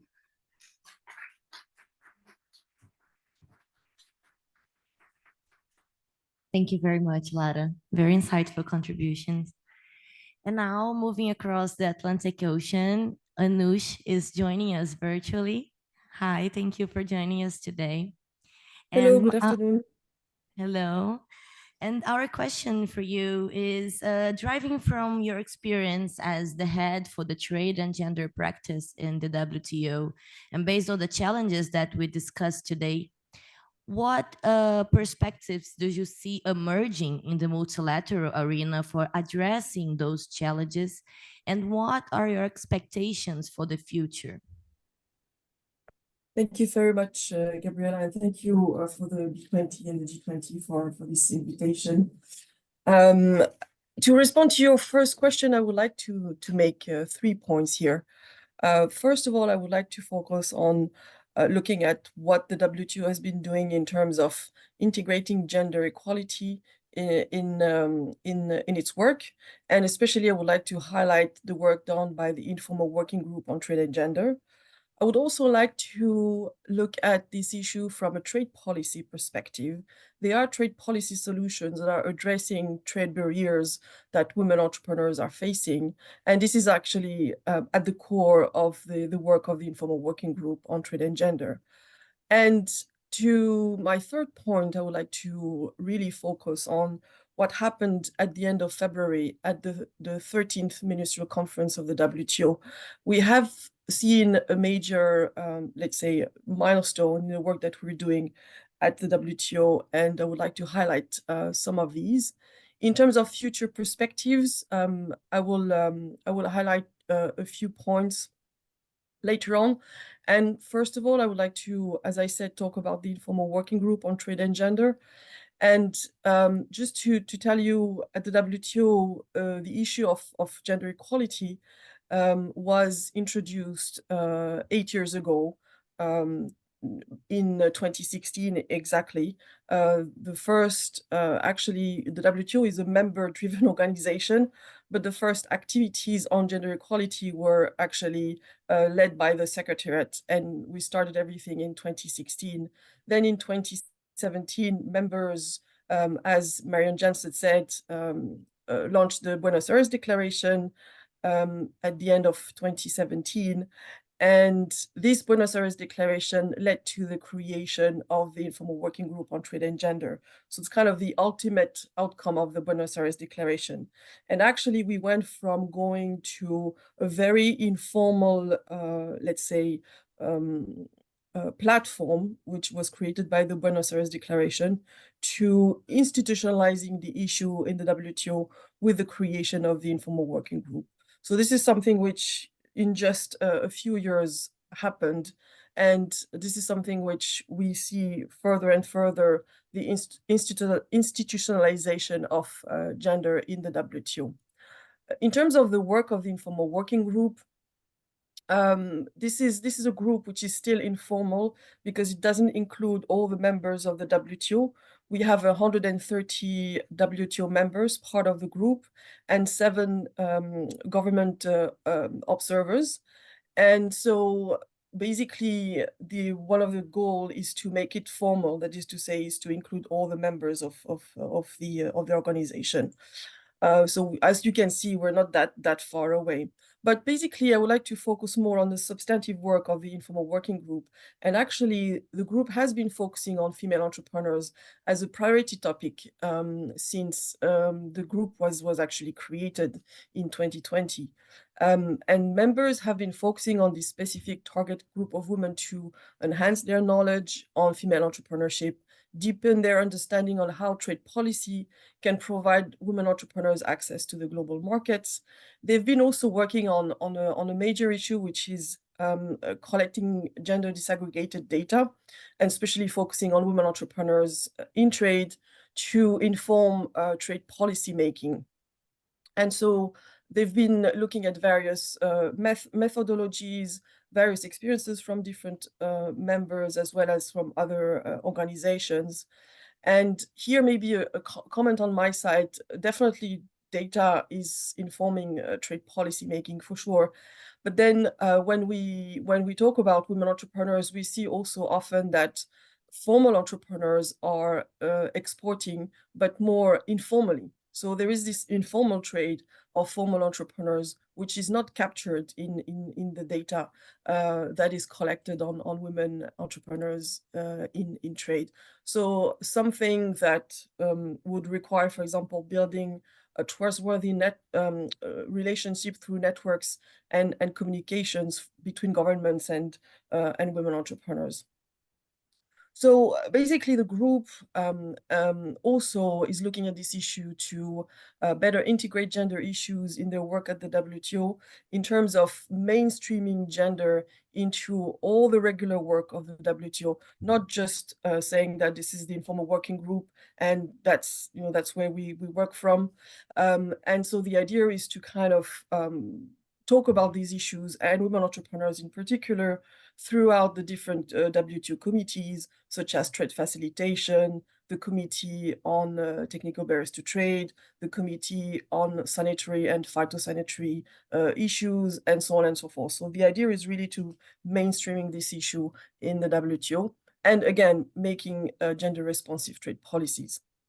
So all this work actually led to the adoption of the first trade policy tool that was created by the informal working group in collaboration with the group focusing on small and medium enterprises at the WTO. And this policy tools is a compendium compiling all the different measures that are supporting the financial inclusion of female entrepreneurs. And again, I'm not going to expand on that. Access to finance is key to cover the cost of trade and therefore to have access to global markets. So this is something which this compendium, this compilation of measures is available publicly, and this is something that entrepreneurs themselves can go and consult and then go back to their governments or to the institutions implementing these programs to have access to affordable finance. So this is a very important tool that has been adopted at the ministerial conference at the end of February. But there is also something else that members have adopted at the ministerial conference at the end of February. As part of, as you may know, at the end of each ministerial conference, we have this ministerial declaration. And as part of this ministerial declaration, we have the key, let's say, basis or guidelines for the work to come in the next years. And as part of this ministerial declaration, there is a specific paragraph which was dedicated to women's economic empowerment and women's participation in trade. And this paragraph is absolutely crucial because it gives the WTO for the first time a ministerial mandate to work on these issues. It also relates to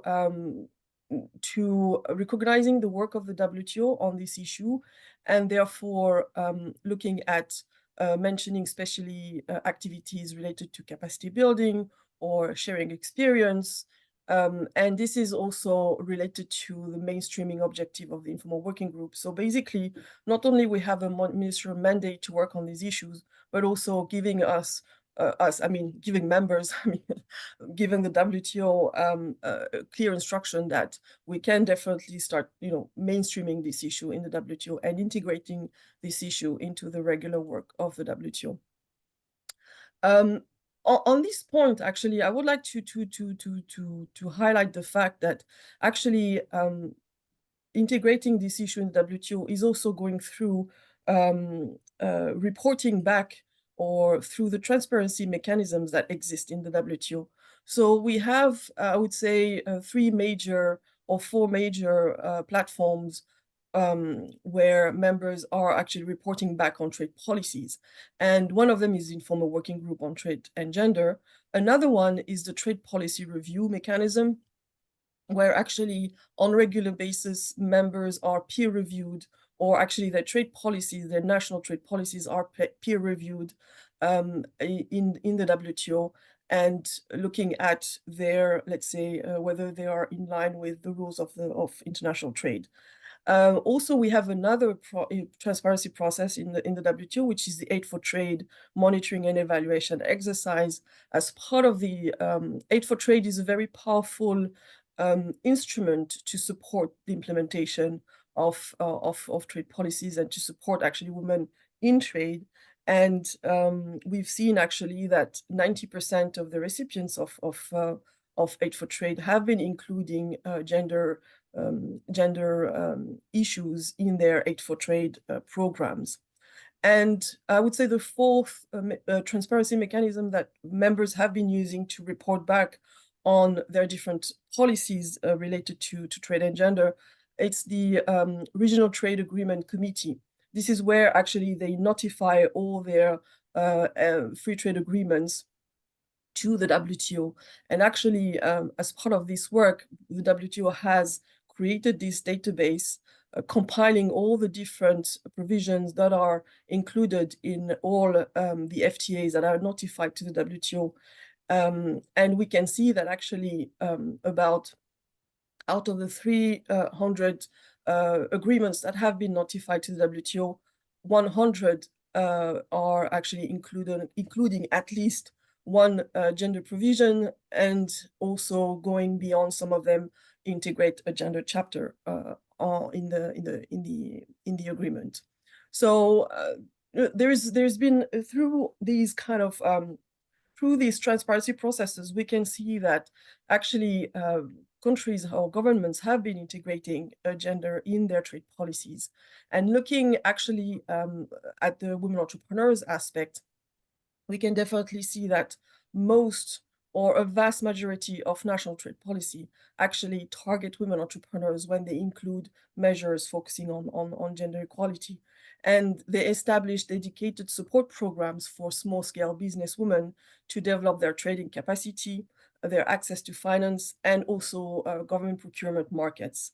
So there are these export promotion programs that are put into place by governments to assist these entrepreneurs in exporting. For example, sometimes they focus on those that are exporting for the first time, or they want to further expand their presence on international markets. I've mentioned the access to finance, and I think other speakers mentioned the government procurement markets, so I'm not going to expand on that. But we also see, for example, as part of their trade policies, that some members provide financial support targeting the green sector and entrepreneurs in the green sector. So these are the different policy trends that we can see being outlined as part of these transparency processes in the WTO. Also, one thing which I think is important to highlight is the fact that some countries have been using the flexibilities included in WTO agreements to implement them with a gender perspective and in favor of women. So there are some provisions, for example, in the WTO agreement on trade and agriculture, the WTO agreement on technical barriers to trade, on trade facilitation, and some members have been actually using them to support women, female farmers, for example, to have access to input subsidies, for example, or using their green box subsidies to create training programs that include gender bias sessions. So these are the things that we also are kind of working on and outlining at the WTO, how kind of using these trade agreements for the benefit of women. In terms of expectations for the future, so here I would like to make four points very quickly. I think the more members are integrating gender issues in their trade policies, the more they're going to start to target their approach in a sense that they're going to look at more specific groups, such as indigenous women, for example, or women entrepreneurs with disability. We see already some trends in the WTO that the issue of indigenous women and women entrepreneurs in particular is starting to emerge in the WTO. On women with disability, there's been some research done by a professor in Mexico on these issues, which is very, very interesting. So these are kind of more targeted approach to policy making. Another point about future expectations or the future focus is that more and more countries are integrating gender chapters in their free trade agreements, not just gender provisions, but actually full gender chapters. And we see also some countries, like now we have Chile, which is currently negotiating an FTA with UAE. And we see these countries that have not, at the national level, at the domestic level, really focused on women as part of their overall organization of the society. But then in the end, they are still entering these negotiations, these free trade agreement negotiations with countries that would like to include a trade chapter in the FTA. So that could also change the game for women. Another point also which I would like to make is that more and more countries are also adopting feminist foreign policies that have a trade pillar. So Chile is an example of that. I understand Peru is working on its own feminist foreign policy that would include also a trade chapter. And this is again another instrument or policy instrument that can also foster women's participation in trade. In terms of maybe potentially new so some issues that we are working on the WTO, and I'm talking here more of the Trade and Gender Office in the WTO related to women entrepreneurs, is that we have a dedicated training programs. We have a dedicated training program for government officials on trade and gender. And as part of this work, we are integrating a dedicated module on women entrepreneurs. And as part of this dedicated module, we also want to introduce a theme, which I think is very important. And it's kind of going a little bit beyond trade, going a little bit out of the box. But I think it's also quite important to look at this issue. It's more looking at the mindset of entrepreneurs and the kind of the psychology of female entrepreneurship. The idea is to kind of nurture the entrepreneurial spirit and cultivate this psychological resistance with a trade perspective. I think this is very important because in my experience, even when entrepreneurs are actually selling their products and services across the border, they don't consider themselves as, or they don't label themselves as exporters. They just say, oh, I'm just doing some business, that's all. And I think, having that kind of mindset to say like, well, yes, I'm an exporter. I am doing these activities across the border and beyond just the regional the regional aspect of my business activities, I think would be also quite an important trigger to support women in international trade. So we're currently working on these issues with some research institutions and also some entrepreneurs themselves to kind of develop some materials that we can also integrate into these technical assistance program for government officials. And I will stop here. Thank you very much.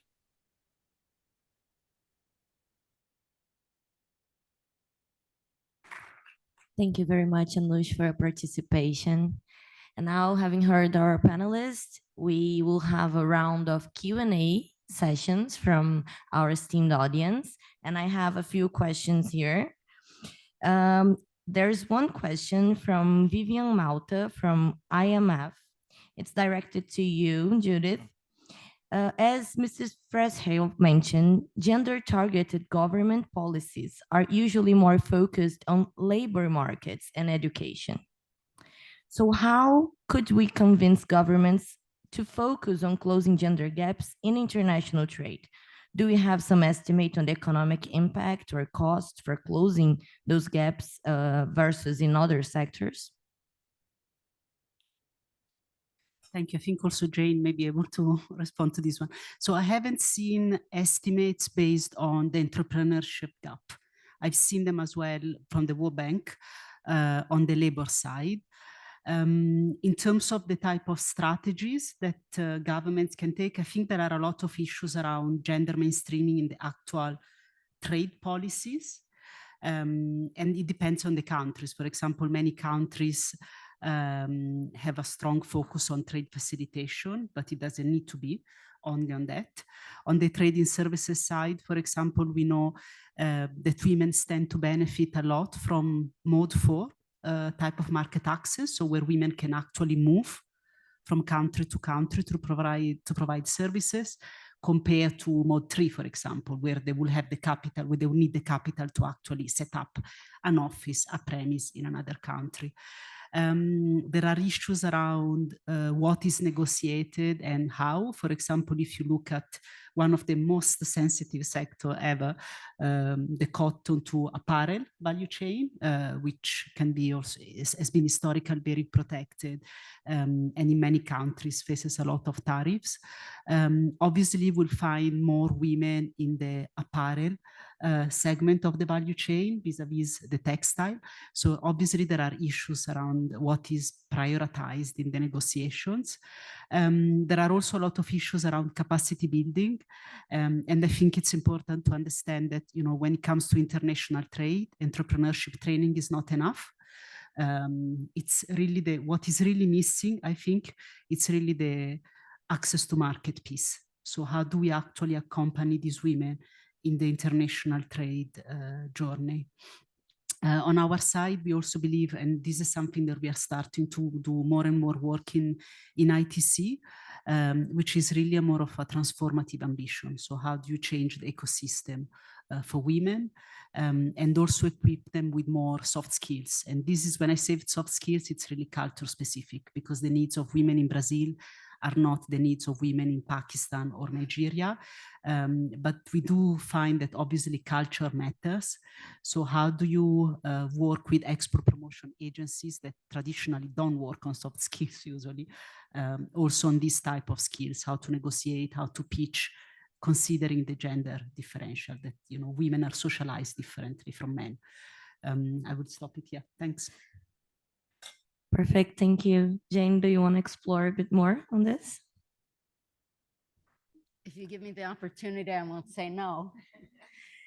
Yeah, so we've covered a lot of the ground already, right? And I think gender is being much more mainstreamed in trade policy in general. Some folks have talked about the trade agreements. More and more have been negotiated with gender provisions. There might be an implementation gap there. One of our suggestions or recommendations in some of our trade and gender reviews have been not only to think about trade provisions and trade agreements, but also to measure do an ex-ante impact assessment, measure the impact of a potential trade agreement on men and women, and use that information to influence the negotiating strategy. So looking to obtain market access for sectors and products where women work and own businesses. There's also been a lot of talk about the importance of trade promotion. And I think, so it's not only trade policy, but also the implementation side. Importance of trade promotion agencies in this space and closing some of those gaps. But one thing that I also wanted to address is this gap in intention. And so we actually, in our roundtables with women entrepreneurs, asked if they were interested in trading. And what we found was that they absolutely were. There is no gap in intention and in like the will to move on to international markets. So I found that was kind of a positive story coming out of some of our roundtables. Thank you very much. We have another question from Milena Megri, which is a T20 co-chair. And it's about, it's not directly for any panelists, so you may choose who wish to answer this one. And she says, how do you see the representation of women in the energy transition sector, especially in the decarbonizing industry? Any thoughts?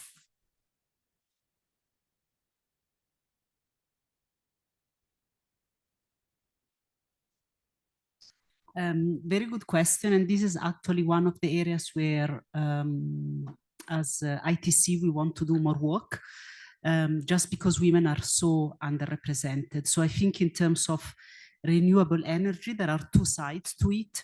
One where we have been more active, which is on the employment side. So we are really running women, like, under the youth program, the Youth and Trade program. We are already supporting youth in accessing the right skills to get the jobs of the future, right?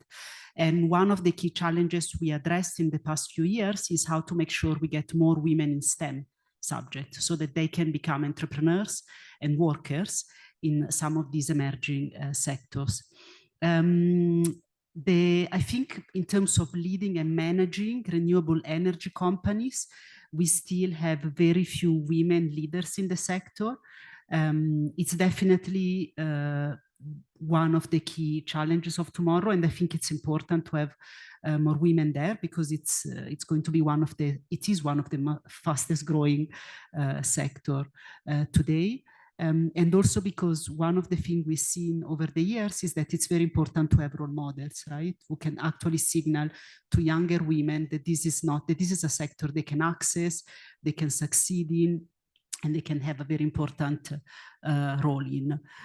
One of our main partner actually is, she's the head of the Private Sector Foundation in Rwanda, and she has been the first woman to actually bring renewable energy in Rwanda. And if you listen to her, it's quite fascinating, like her journey really, and how she leveraged partnerships and access to finance. They were the two most critical elements in her success to be able to expand into this business. And especially when I say partnership, being able to also network with companies and partners in Europe. So again, this international network aspect becomes very, very important. So in some, yes, very important, and indeed we do want to do more work on it. Lovely, thank you very much. I believe this closes this session. And before we close, I would like just to share some remarks about the topics that we heard here today. And I would like to divide those remarks in three dimensions. The first one is the importance of data. I believe that from we heard here, our problem solving and driving change in the world begins by understanding the data and having sex disaggregated data, and also disaggregated data according to other minoritized groups. So this is important so we can understand the problem to then tackle it. The second one is that we have many studies about this topic, and we do have regional and sector specific challenges, but there are some challenges that consistently appear across studies. And some of them that we heard here today was about financing, mentioned many times, and the cost of compliance, less access to networks, and the care economy, which seems to be the basis for many of the challenges, because the day has 24 hours for everyone, but the distribution against the hours spent in unpaid care work are not equal. So as long as we can give the women the tools, but if they don't have the time to use those tools, we will not be driving positive change. And last but not least, when we talk about solution, it looks like the digital transformation, it seems to be part of the solutions to close the gender gaps, to have more digital trade, and to include women into the digital transformation. And another part of the solution mentioned by Anush in the WTO was the strategy to mainstream gender into the strategies. So it's not to treat the women's agenda as something separate, but something that integrate all the aspects of economy that we are analyzing, so we can actually have impactful solutions. So thank you so much for all the panelists for being here today. Your contributions were highly valuable. I'm truly honored to be here joining this table with you. And we have a break now, but we'll continue our workshop. Thank you all for being here today.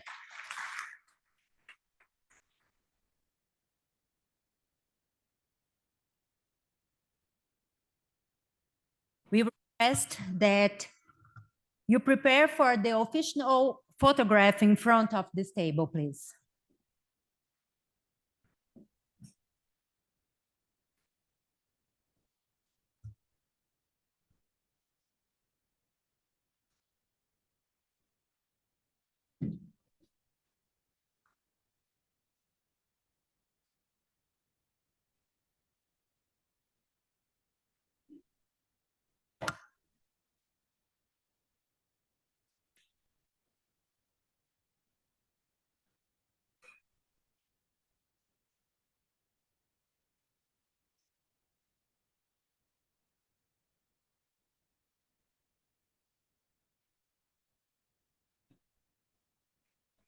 Thank you very much. We will now take a short break for coffee, which will be served in the foyer of this auditorium. We will resume our activities in 15 minutes. Thank you.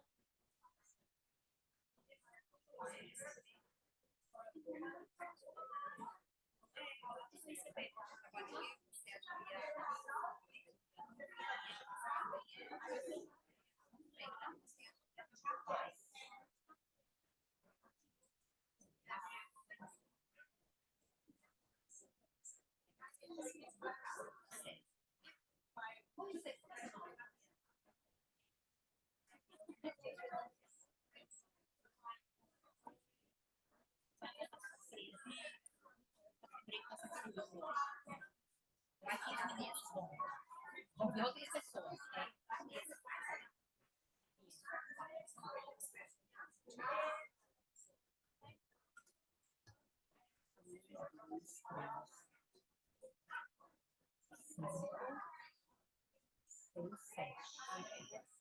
Ah, não, não, não. Esses 7 são virtuais.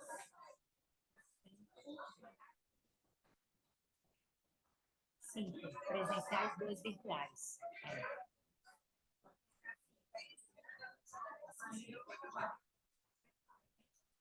Ah, é?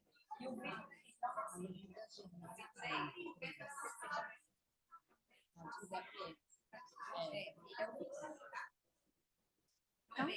deixa eu ir. Você tá vendo igualmente.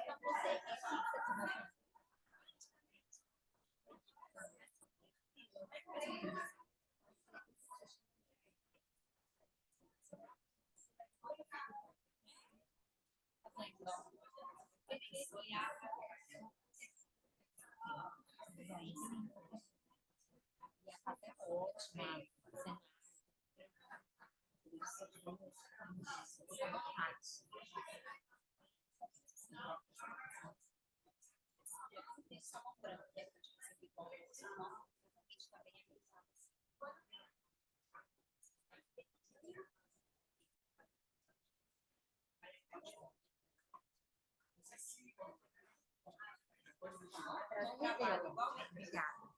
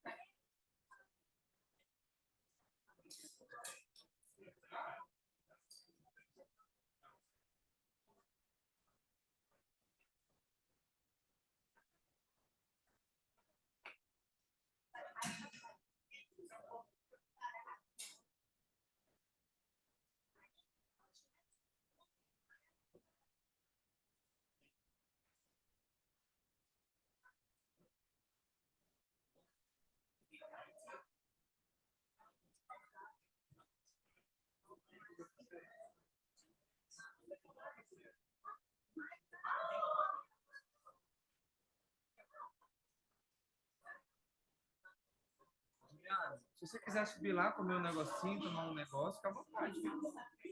Aqui também na sala.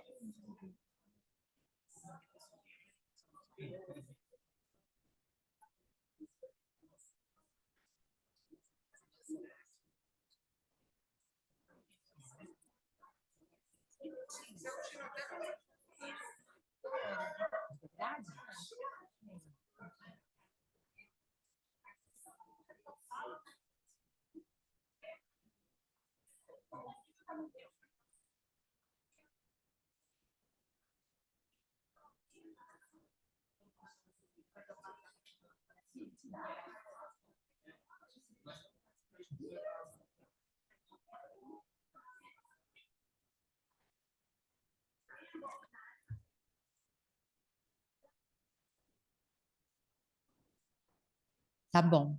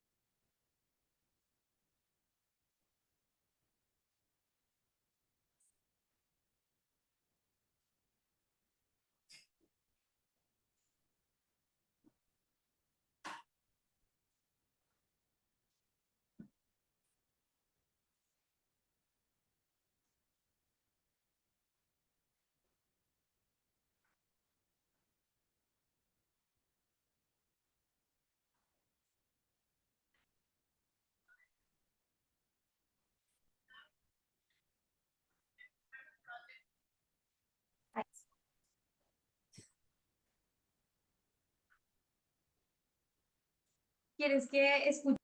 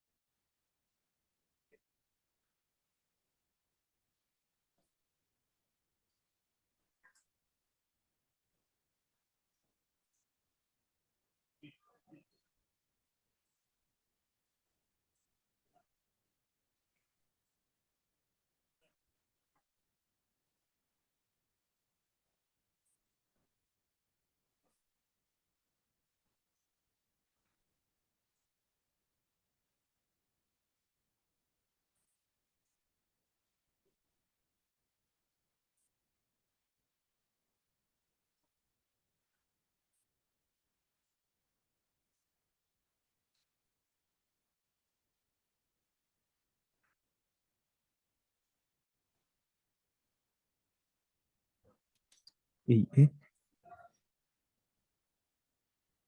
Paola. Boa tarde, Paola.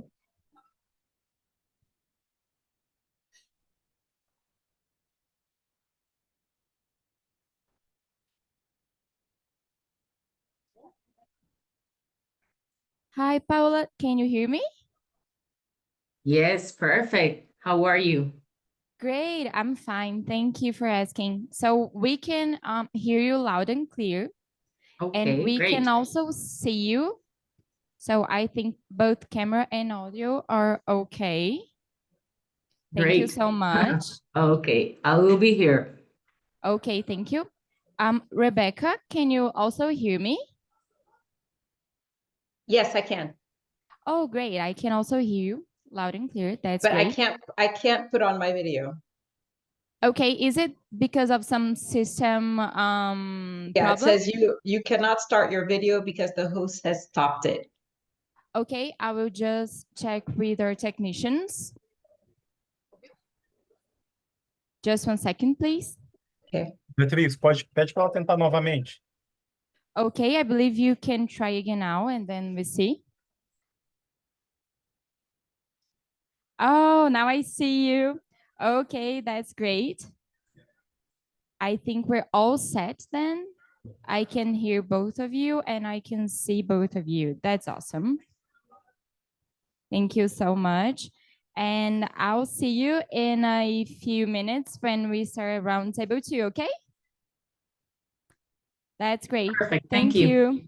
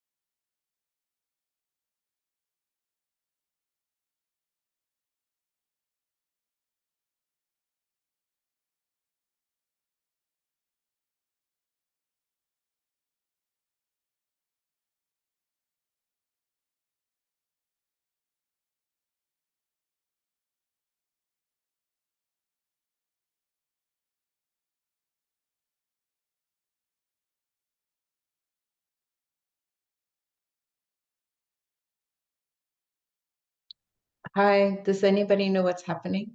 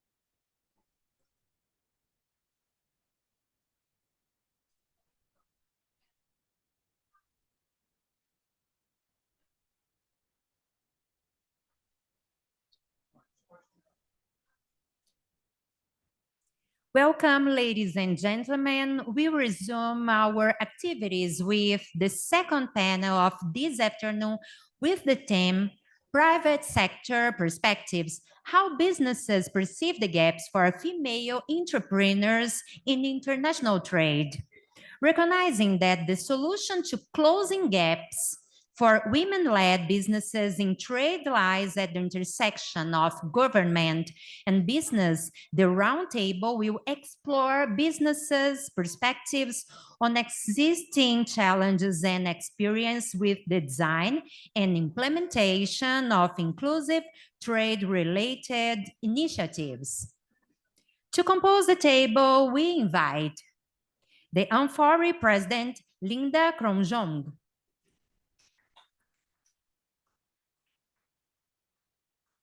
the CEO and Head of Financial Institutions at Standard Chartered Bank, Germana Cruz. The President of the National Forum of Women Entrepreneurs, Mônica Monteiro.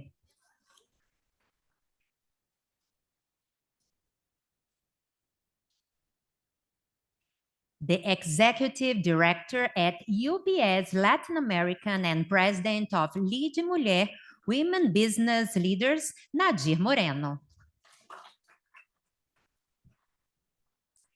and the project manager in the B20 task forces for trade and investment and women, diversity and inclusion, and moderator of this roundtable, Gabriela Leone.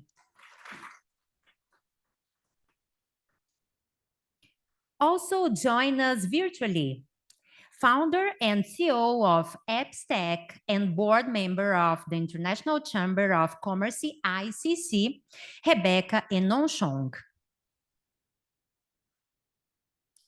And executive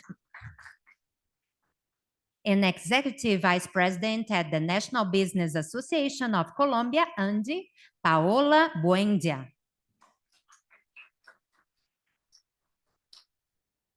We inform you that there will be a question and answer session during the event.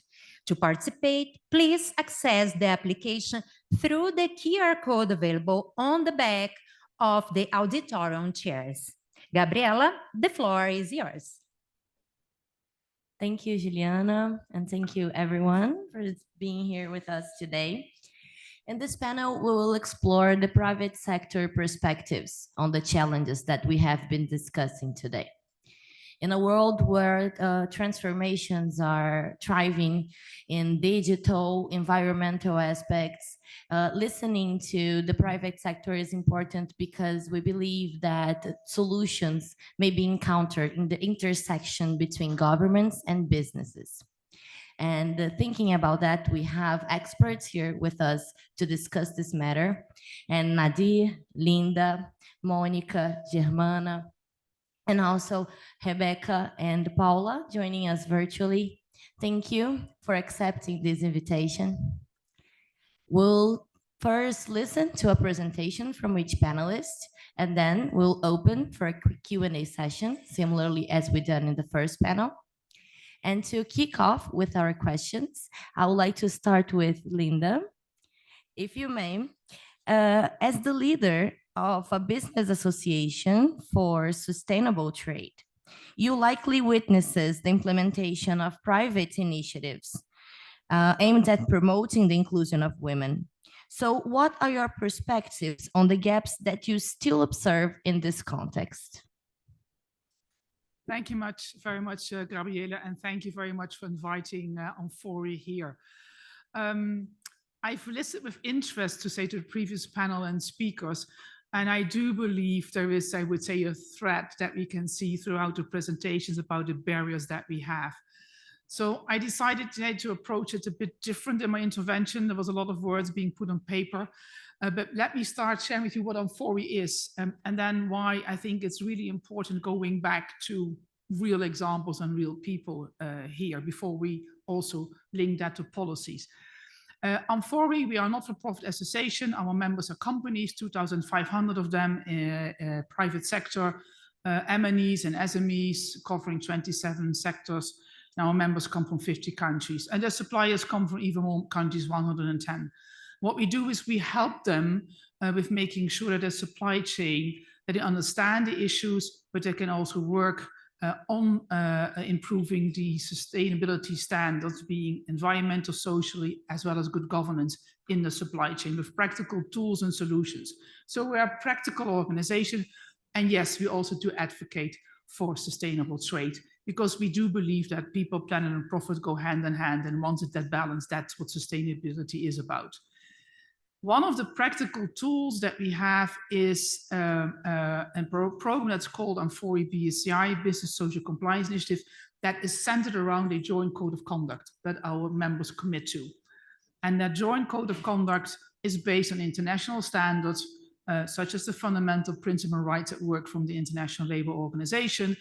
And one of them is about no discrimination. And we all agree that that is what we should not look for. And no discrimination has many elements, but it's about protecting vulnerable groups. It's about empowering women, as an example. It's about understanding the root causes and acting on it. But from a company perspective, if one does conduct due diligence, very often discrimination, vulnerable groups, not equal representation of women in roles, maybe leadership roles, on other roles, or not equal representation from an entrepreneurial perspective is being identified by our members as an important topic where they can have an impact, negative and positive. Let me now start with a practical example based on for a BCI code of conduct, based on the fact that we understand that we need to act on women empowerment. We run a few programs, and one of them is a Shabola project, which run amongst others in Bangladesh. I was there and I had the opportunity to speak with women who were part of that program. They were very proud that they were able to participate in that program. They were very proud that they now had a leadership role. They were leading a team of 40 garment workers, which was really, stepping up from a worker into a leadership position. And when they spoke about what they learned in that program, they mentioned a few things. They mentioned that they learned that they have a role to play. They learned to be equal to man. They learned how important it was that they are financially independent.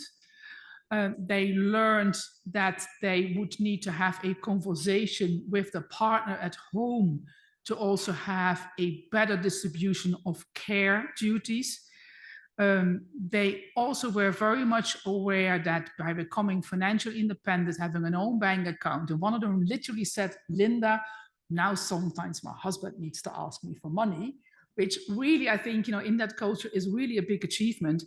That learned really a few things that we also have heard throughout today, which is education is key. And entrepreneurs are not born. They very often start off as workers, so they will need to give in confidence and the tools and the skills to really grow and develop. They are the talent pool of the future, and we need to work on them and really include them in our perspective. They learned, which was also mentioned, that they learned that they needed to save money, not spend it immediately, put something aside. And they literally mentioned that the education of my children, if I can educate my children, that gives them a bright future. And by doing so, they will have a better life moving forward. And in order to do so, I will need to make sure that I have this money available to really help them in achieving that.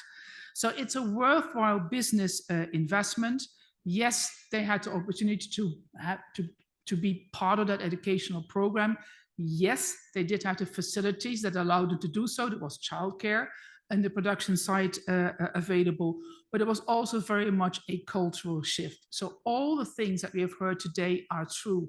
We need to focus on capacity building. We will need to focus on access to finance, on financial literacy. But the key question here is, how do we scale? Because one of the things that I also, when I was listening to everything, which I literally noted down, a lot is already done. We know what the issues are. Why is it that we are making so little progress? And what is it that we need to do together to really make progress faster? Because I think that's where we're after. And we know that making progress faster, that's a positive business case for businesses, for people, as well as for society. So how do we scale up? Because for me, that's the key question here. And if I look into what businesses can do themselves, is really focusing on gender responsive procurement. In their sourcing decisions, that should be one of the elements that they include in taking a decision. Knowing that talents are scared, this is to their benefit to focus on that. And we as Amfori happy to help there. What we also need, gender responsive procurement to be embraced by governments, because governments through their public procurement function do have a role to play by practice what they preach. So I think that's an easy way out. What we also need is collective action, in the sense that if you do it alone, you will not maybe get as fast and as far. But if you do it together, do not invent the wheel. Really join initiatives. Wonderful if you join Amfori. There's many others out there that can offer also this opportunity, because that is a way to scale.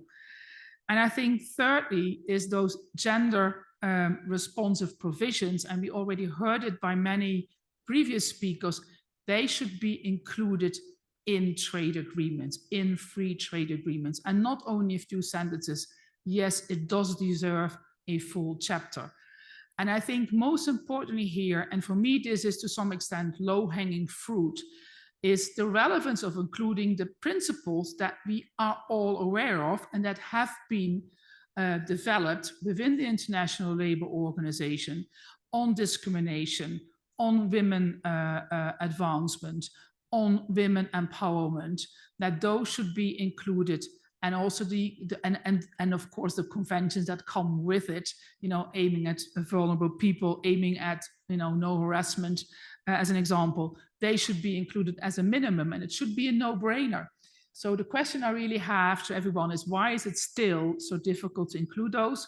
Whilst all of those governments have ratified and have, you know, the fundamental principle rights at a minimum, but many more conventions there. But I think it also applies to including other relevant instruments such as the UN Guiding Principle on Business and Human Rights, or the OECD M&E guidelines for responsible business, which all also include provisions on women, diversity, equality. There's one more thing I wanted to say here, is that there's many legislations in the making around what means robust due diligence. Robust due diligence, maybe this week, hopefully on Thursday in Europe, we will have a corporate sustainability due diligence directive being approved. But also in that directive, there is mention about due diligence focuses on where the impact is most, and that also includes women. And it's not only about impact to women, impact to business, but also looking into the opportunities. So one of the things that I also would like to ask from everyone, women are great, as you can see here, as you can see in the room. Look into the opportunities more than maybe in the issues, because that's maybe a better way of making progress faster. Thank you.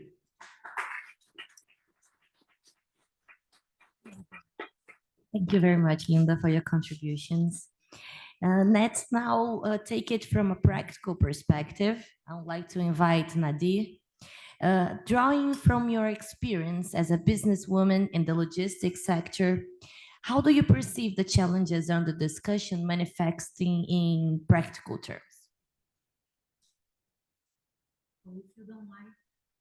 If you don't mind, I will switch to Portuguese. I told the people we are in Brazil, so let's speak in Portuguese. Of course, the people that speak Portuguese. Primeiramente, eu queria agradecer a este convite, a Gabriela, a CNI, por estar liderando esse projeto, esse tema que é de suma importância. A UPS, para quem não conhece, é uma empresa de logística global que tem presença em mais de 200 países, e nós temos, além de o foco de aspectos quanto indústria, segmento e subsegmento, estamos trabalhando no foco para ajudar as mulheres empreendedoras com um programa específico que chama Programa Mulheres Exportadoras. E eu queria dividir isso com vocês, porque a Gabriela bem disse que são projetos práticos. Desde o lançamento em 2018, que a UPS lançou esse programa, nos Estados Unidos e em outros países, nós já formamos mais de 110 mil mulheres no aspecto de como poder exportar ou importar seus produtos e fazer com que os seus negócios fluam. Esse projeto, em 2021, ele foi lançado no Brasil e na América Latina, expandindo. Aqui no Brasil, inclusive, já temos mais de 300 mulheres formadas de como pode fazer com que os seus negócios possam ser exportados de uma forma muito mais rápida, muito mais barata, e obviamente, como é que ela pode lidar com toda essa situação e complexidade, né? E eu gostaria de dizer para vocês que isso foi...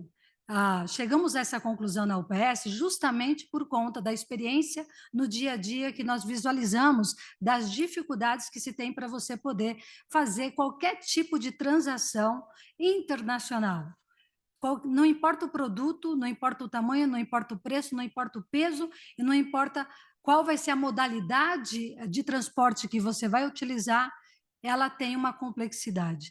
E fizemos isso por quê? Primeiramente, entendemos de que elas, as mulheres, inclusive depois na Covid, teve claramente um fator muito forte de um desafio gigantesco que era acesso à tecnologia. E quando eu falo acesso à tecnologia, não é ter acesso à internet. Acesso à tecnologia é acesso a uma plataforma digital no qual possa viabilizar o seu negócio, no qual você possa fazer com que o seu produto, de fato, possa estar em outra localidade, estado, país, onde quer que seja, via online. E nós entendemos de que mesmo uma mulher que estivesse numa cidade metropolitana, uma cidade rural, áreas remotas, elas sentiram esta dificuldade. E naquele grande momento no qual tinha-se que estar em casa e tinha-se que continuar com o seu negócio. Então, esse foi um fator gigantesco que a UPS entendeu e falou, vamos fazer alguma coisa para poder viabilizar esse tema. O segundo fator foi acesso aos mercados. É muito importante quando você vai definir o seu próprio negócio, você vai colocar um produto, entender a que mercado você quer colocar o seu produto, entender qual é o seu planejamento estratégico que você quer colocar para poder, de fato, ter sucesso com o seu negócio. Então, este programa também engloba justamente de como dar todo esse tipo de consultoria para ajudá-las nesse aspecto. O terceiro aspecto é a capacitação. É muito importante você treinar, é muito importante você ensinar, é muito importante você dar a essas mulheres as boas práticas e todos os aspectos técnicos para ela, de fato, poder gerir o seu negócio, né? E nós fizemos uma parceria global, a Jury,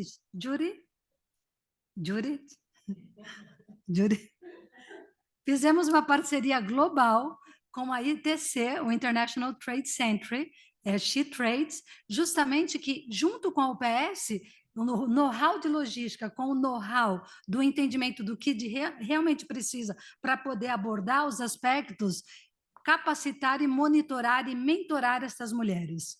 E o quarto aspecto que nós entendemos foi os assuntos e os aspectos regulatórios. Foi dito em vários momentos de que os aspectos regulatórios para você mover o seu produto, para você movimentar uma carga, ou o que quer que seja, é muito complexo. Por quê? Porque você está falando de mais de 220 países com diferentes regulações e aduanas e especificidade, particularidades. E isto difere para cada produto, para cada negócio, para cada definição que você se tenha. Cada negócio que você quer decidir, existe uma classificação fiscal específica que vai determinar exatamente qual vai ser o imposto que você vai pagar ou não pagar.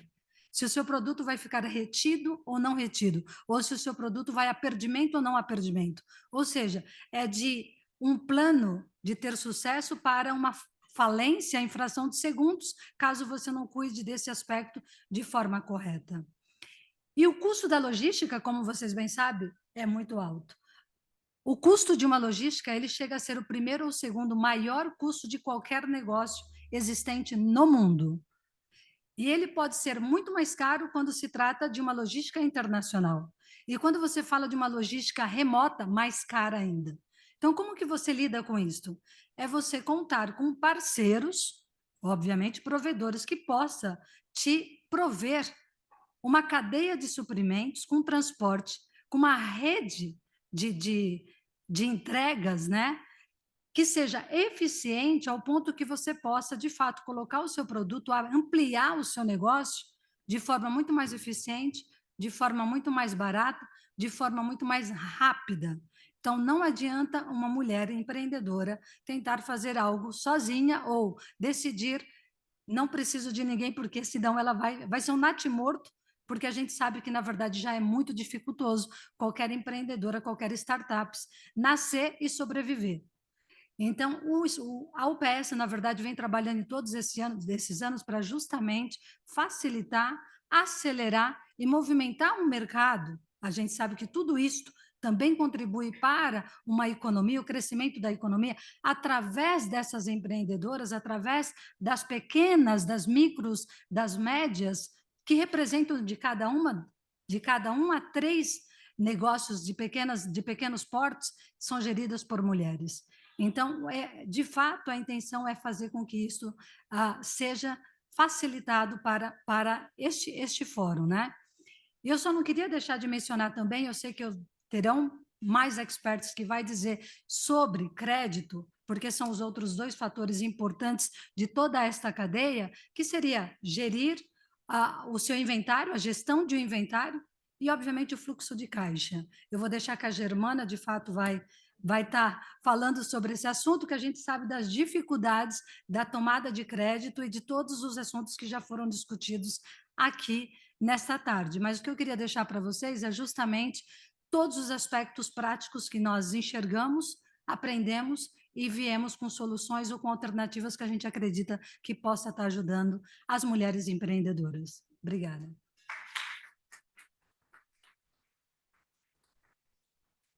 Muito obrigada, Nadir. And now let's take the same point from a different standpoint. Joining us virtually we have Rebecca. Hi, Rebecca, can you hear us? Yes, thank you. Thank you very much. Thank you so much for joining us. Rebecca, you're also a businesswoman in the tech industry, and you're also board member of ICC. So we're looking forward to hear your perspective about those challenges in practice. Thank you so much for the opportunity to be amongst such wonderful and amazing women here today. And I'm going to just follow up on something that Linda said earlier. We know all of these things that we're talking about. We know what is causing us not to be able to change. Sounds like, sorry, I'm getting a pop-up here on my language. I'm speaking English. If somebody can fix it for me, I would appreciate it. Okay, here we go. So yeah, so I think that's really where we need to focus. One of the reasons that women are being held back is perception. So I just got off a call just before I came here. It's a big bank that has a commission for women because they want to improve the way they deliver services to women. Wonderful. I think it's really important to do that. But the entire discussion was led by their small business team, and the entire discussion was on small business. And so a lot of times when companies, governments, organizations design programs that they say are for women, they stick them in with programs for all sorts of small businesses that aren't necessarily women-owned small businesses. And they assume, the perception is, women can't be big business. So I know that especially in the development industry, we talk a lot about microfinancing. You've never heard microfinancing for men, ever. It's only for women. And so once we start to deconstruct some of the language and some of the way that we're perceived, then we can start talking about solutions. And so that when we're talking about women-owned business, the assumption and the perception isn't it's a small business or it's a micro business. Because as a result, one of the studies that the International Chamber of Commerce, ICC, did showed that twice as many applications for trade finance by women were rejected over those by men. Twice as many. There is this problem, and people have talked about it and talked about access to finance. But part of the issue is that even when there are programs that are designed for women, either the amounts are so small because we're imagining that the woman has to be a small business, and if not, it's mixed in with youth. I see that. I hate that. I just hate that. Women and youth programs. what are we, kids? Like, so, you know, or disabled, or I mean, all of the other categories of underserved. And they're not then designed really for women and won't really support women. And so it's really important that in our efforts to speak with our governments, one of the important things is to really try to disaggregate the data between small business and women-owned business, and never make that assumption that it's the same thing. The other issue, and again, it goes about women and finance, is that when there are, again, programs like WeFi, right, which is a huge program that was launched by multiple governments to support financing women, hundreds of millions of dollars. So when that's launched, when we look at it recognizes the fact that there's a problem with financing women. But then when we look at the programs that are approved and funded through WeFi, how much actually ends up in the hands of women to fund them? So a lot of times, the programs are to train women, are to build platforms for women, are to support male-owned organizations to have more women in their supply chain, and they don't end up in the hands of women. Some of those programs, the percentage that actually ends up to fund women is 0%. 0% actually goes to finance women of a program to finance women. It's because, again, it's a problem of perception. We aren't capable of managing large sums of money. And so they have to fix us, right? And so all of these Fix the Women programs all over the world, how can we make, you know, as if entrepreneurs that are men don't need financial training. And so that is the frustration, I think, and it all goes back to the way we perceive women in business and the mistakes that we make, sometimes even as women, in always associating women and small business. And eventually, we need to get out of this. I come from the digital world, which I think is a fantastic opportunity. We have seen the ability of the digital tools to kind of equal the playing field. Because if you don't need to travel to certain circles, and you can do business online, it gives the opportunity to so many more women to increase their voices and make their voices heard. But again, our governments, many times when they're developing policy, do not even consider or think about including women in designing the policies. Sometimes even policies that are for women are designed by people without women sitting at the table. And so you end up with things like, one of the statistics that's always interesting is the highest export duty is on the types of businesses that women own, right? Food, drinks, etc. The lowest is on mining, right? Make sense out of that. So those are numbers that are just a reflection of the fact that in so many instances, we're not included in the decision-making process. And I think that, you know, without going into too many details, we have such an opportunity to level the playing field, to provide tools to a larger portion of the population using, you know, digital transformation. Thank you.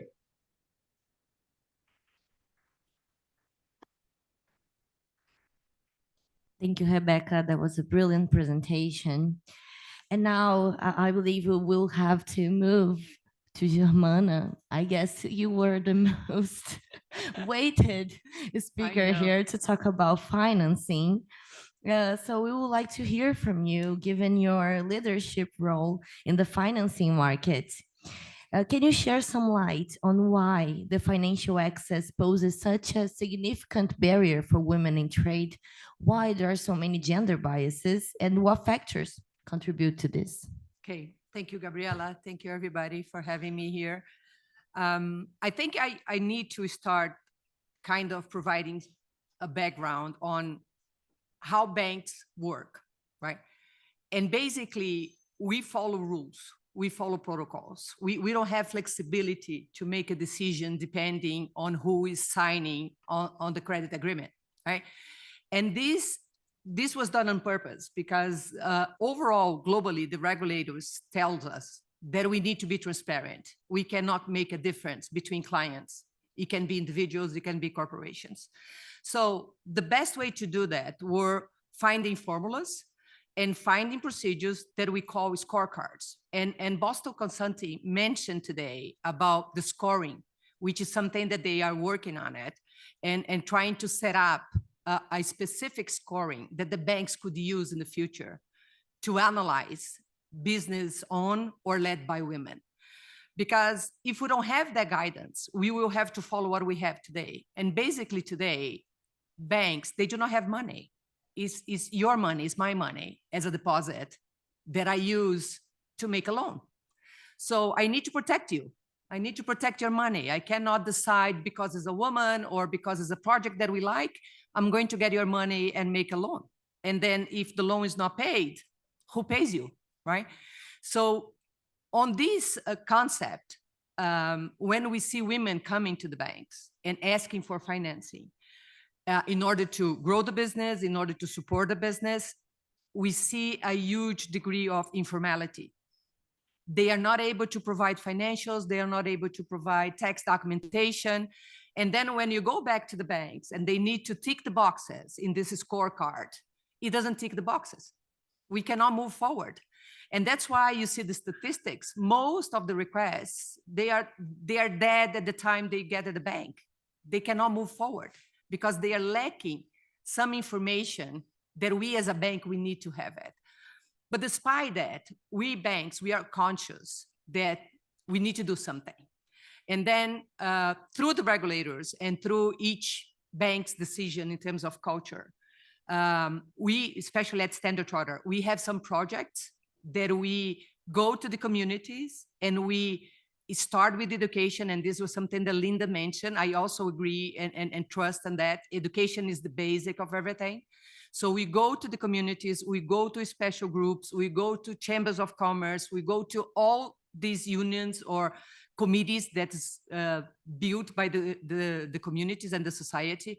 And we start teaching them financial education. And then we start teaching them what is required to get a loan in the bank, what they need to have in advance, how do they get that documentation, how they prepare a business proposal to sell the project, to sell the business.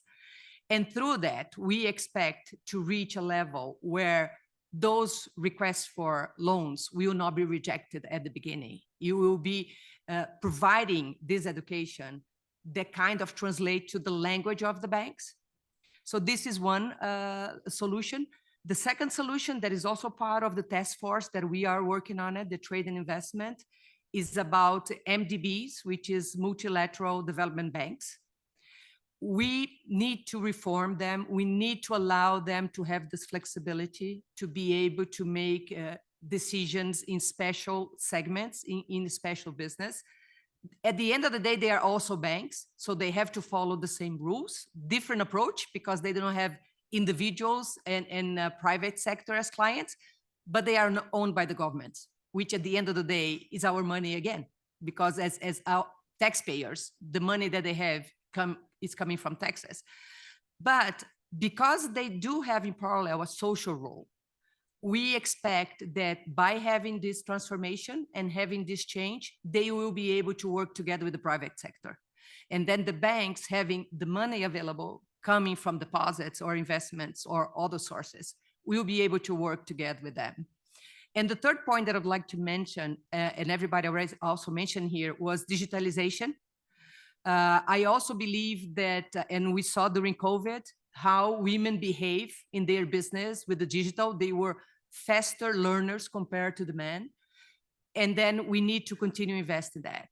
Digitalizing trade finance is not only allowing women-led business or women-owned business, but also any other kind of business is the best way to reach other countries, to reach other markets in a safe way, in a fast way. So overall, I would say that these are the three main points that we are looking at. And hopefully addressing them, we will be able to demystify that image that banks are having, that they are not supporting women or they are not supporting small business. As Rebecca said, there is an unconscious bias on women. Women is seen like people that have small business only or have family-oriented business, which is not true. We have a lot of brilliant women running big business. So we need to demystify that too. We need to change that bias. We need to start telling to the markets and to the society that women are capable to do anything. We just need to have the right framework, the right environment to allow them to come to the financial system and be able to sell their business and find the right pockets of liquidity, the pockets of money to finance their business. And then they will grow as much as they can. They can go internationally, they can go domestically. International business, as Nadir said, is not easy. Going international requires you knowledge, requires you understanding of the markets, requires you to understand the culture, requires you to understand taxes, requires you to understand cash flow. So you need to know exactly where your money is going, if you're going to receive the money of the merchandise you're selling. So there are several points that together we will address. The financial piece is extremely important, but alone we will not solve the problem. We need to work together on education, on digitalization, on multilateral and development banks and private banks. That altogether we will be able to close the gap and we will be able to really support and foster women business. Thank you.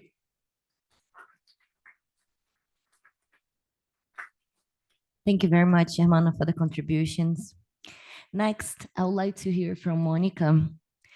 Monica, as the leader of a forum of Brazilian women entrepreneurs, we would like you to share your insights through the Brazilian lens over the challenges that women entrepreneurs face when accessing international trade. Thank you. I'm going to follow Nadir. I'm going to speak in Portuguese because you can learn Portuguese just one time. So it's an opportunity for you guys to learn Portuguese now. So, Woman Trade Matters.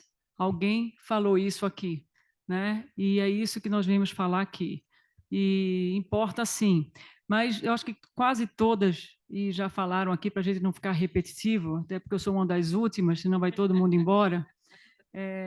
Eu queria colocar aqui para vocês, primeiro, essa casa aqui, que é a Confederação Nacional da Indústria, em nome da Constância e da Gabriela, que apoia nosso fórum, pela primeira vez estão apoiando, fazendo um fórum de mulheres empresárias, em que a gente tem trabalhado lindamente, buscando outras mulheres, a gente acredita muito nessa rede de mulheres, né? Então, muito obrigada por essa oportunidade de estar discutindo. Eu vou trazer aqui algumas questões, algumas sugestões. Uma delas é, a gente está no G20, nós estamos discutindo aqui 20 maiores países, a solução já está entre a gente, né? Nós temos aqui G20, nós somos o B20, né? Então, entre a gente, já não tinha que ter problemas. Então, não preciso mais de nenhum buyer depois do G20. Se eu tiver 20 clientes, meu Deus do céu. Então, eu acho que o governo é um papel muito importante nessa recomendação. Eles deveriam ser o primeiro exemplo a estar dando e estar comprando de mulheres, pelo menos um percentual durante um tempo, para que a gente possa diminuir esse gap. Se a gente tem pressa, que foi falado aqui, em diminuir esse gap, o governo poderia já ser o primeiro player, primeiro buyer para estar puxando e diminuindo esse gap. Então, se o governo puder fazer isso, seja dentro do seu país ou fazendo trade, né? Você compra coisas fora, você compra avião fora, você compra soja fora, você compra algodão, você compra açúcar e tem um percentual de empresas lideradas por mulher, nós já vamos diminuir esse gap e vamos ganhar tempo e velocidade. Então, o governo é o primeiro fator mais importante desse nosso grupo chamado G20 B20. Então, se eles tiverem consciência e conseguir colocar esse percentual, no Brasil existe uma recomendação que não é aplicado. Provavelmente no país de vocês também. Portanto, a minha primeira recomendação é que se aplique isso e se coloque um percentual, 20%, em que a gente possa estar colocando, de maneira que esse gap vocês vão ver que vão diminuir. A gente não é inevitável dizer que a gente mudou já muita coisa, a gente já conquistou muita coisa, né? Muita coisa. Eu costumo dizer que o dinheiro mudou de mão. Mudou de mão. Na minha casa, na sua casa, provavelmente na casa de vocês, o dinheiro já está muito mais feminino como poder de compra do que masculino, vamos chamar assim. E a minha segunda recomendação seria justamente isso. Eu trabalho aqui nessa casa, que é uma casa da indústria. A indústria hoje, ela tem que ser pensada, não só a indústria como a agricultura, como o comércio, ser pensada que o dinheiro mudou de mão. E quando eu for comprar um celular, eu quero um celular para o tamanho da minha mão, que não é igual ao tamanho da mão do meu marido. Né? Quando eu for tomar um remédio, também vai ser desse jeito. Quando eu for comprar um carro, eu quero um carro que o cinto de segurança não me aperte inteira. Né? Então, assim, tem que estar na planta, na produção, na confecção do produto que vai para o mercado, um olhar feminino. Um olhar de uma engenheira, de uma técnica, e com isso a gente vai ter mais mulheres na produção de produtos para ser ofertado no mercado. Então, essa é a minha segunda recomendação, que esses países desenvolvidos coloquem na planta da fábrica, dos seus produtos, na confecção dos seus produtos, um olhar de uma mulher, porque vai ser diferente, porque ela vai ser consumidora desse produto, que o mercado vai estar mudando. Portanto, essa é a minha segunda recomendação. E aí a gente acredita, pelo menos eu acredito muito, que a iniciativa privada é o poder mais importante para essa desigualdade. É na iniciativa privada que a gente vai conseguir puxar isso. Então, nós temos o governo fazendo uma parte, a iniciativa privada tem que fazer a sua parte, sim, e tem feito muito. Né? Acho que aqui no Brasil a gente tem visto as empresas acelerando, os empresários tentando puxar essa pauta, e nós estamos com essa pauta também aqui na CNI, sei que nas outras confederações também, umas mais, outras menos, a gente anda puxando isso, mas eu acho que essa é a minha terceira recomendação. Foi dito aqui, educação o tempo inteiro, né? Educação, então a gente já viu que o mundo não é separado em quem tem e quem não tem, é quem sabe e quem não sabe. Né? Então, se a gente sabe que o mundo é separado dessa maneira, e quem sabe e quem não sabe, sim, capacitação e mentoria é super importante, até para entender, porque eu não sei se quem exportou, se todo mundo que está aqui exportou, às vezes não, mas a primeira vez que eu fui exportar, eu fiquei em pânico geral, então, assim, a quantidade de regulamento, de normas, de leis, disso, daquilo, e será que você vai receber o dinheiro? A insegurança da mulher é muito maior do que isso tudo, e assim, me desculpe, os bancos, eles não vêm junto com você, não. Se você dançou, né? Ninguém vai segurar na sua mão. Portanto, assim, tem que andar junto mesmo para estar fazendo toda essa trilha de exportação. Ninguém faz uma trilha de exportação sozinha. Como a gente falou, Women's Trade Matters. Portanto, a gente tem que andar todo mundo junto aqui para a gente puxar esse mercado e esse poder consumidor que a mulher vai ter. Eu também queria passar só a última coisa, assim, que já foi falada, mas eu quero insistir aqui, que é a questão do networking. Essa casa daqui, eu presido os BRICS, né, os países do BRICS. Nós fizemos um encontro nessa casa aqui, que vieram 700 mulheres do Brasil e do mundo para fazer negócios. A gente teve painéis como esse discutindo e falando, mas nessa sala ao lado aqui, nós tínhamos 109 reuniões marcadas. É um trabalho enorme isso, mas a gente resolveu fazer isso, buscando todos os players, todas as ajudas para mostrar que em um dia nós fizemos 6 milhões de dólares nessa sala aqui do lado, em um único dia, colocando mulher querendo comprar e mulher querendo vender. Portanto, nós temos 20 países. 20 países.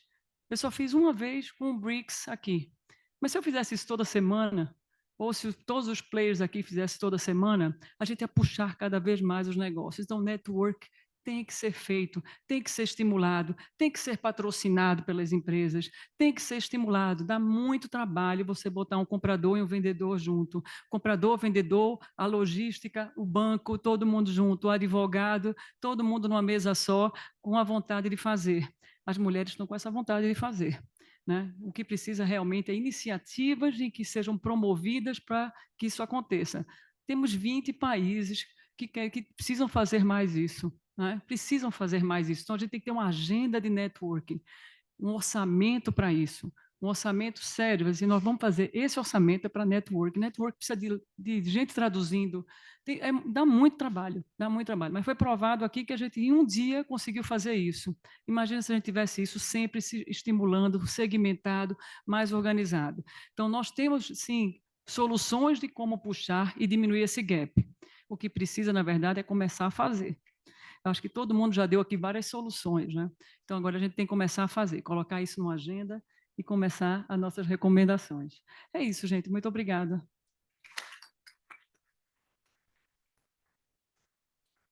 Muito obrigada, Mônica. Well, last but not least, I would like to invite Paola joining us virtually. Can you hear us? Perfect.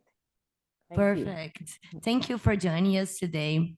So building on our discussions and knowing that in Colombia you have data from projects empowering women entrepreneurs, we would like you to further explore the data that you have available on the challenges and also your perception on any regional specific characteristics or specific challenges that you encounter.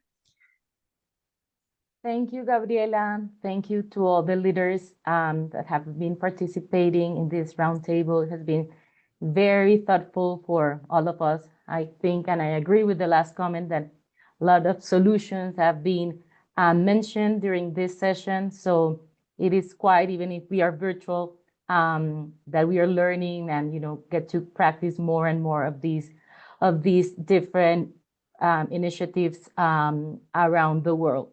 So first, I say hi from Bogota to all of you. I missed the opportunity to be there, but I'm glad I had the chance to participate. So I would like to start what we're doing here at the Colombian National Business Association under our diversity, equity, and inclusion strategy. So we have promoted decisive actions to close these gaps in the business environment. That is the one that's concerning this specific round table in the exchange of knowledge and experiences on gender equality. I'm not sure if everyone saw, but Jane from the OECD started this project that will be launched later during the year. But she had the opportunity to do specific research in 7 countries in Latin America, including Argentina, Brazil, Chile, Colombia, Costa Rica, Mexico, and Peru. And we had the opportunity to have this focus group within Andy with leaders from different sectors, entrepreneurs, different scale of companies.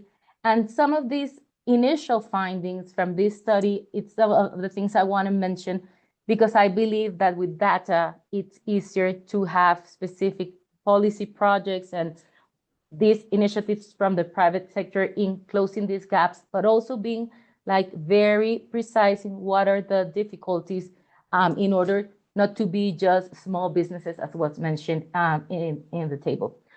So women-led firms are smaller than those led by men and generate less revenue. This comes out of the survey we worked together.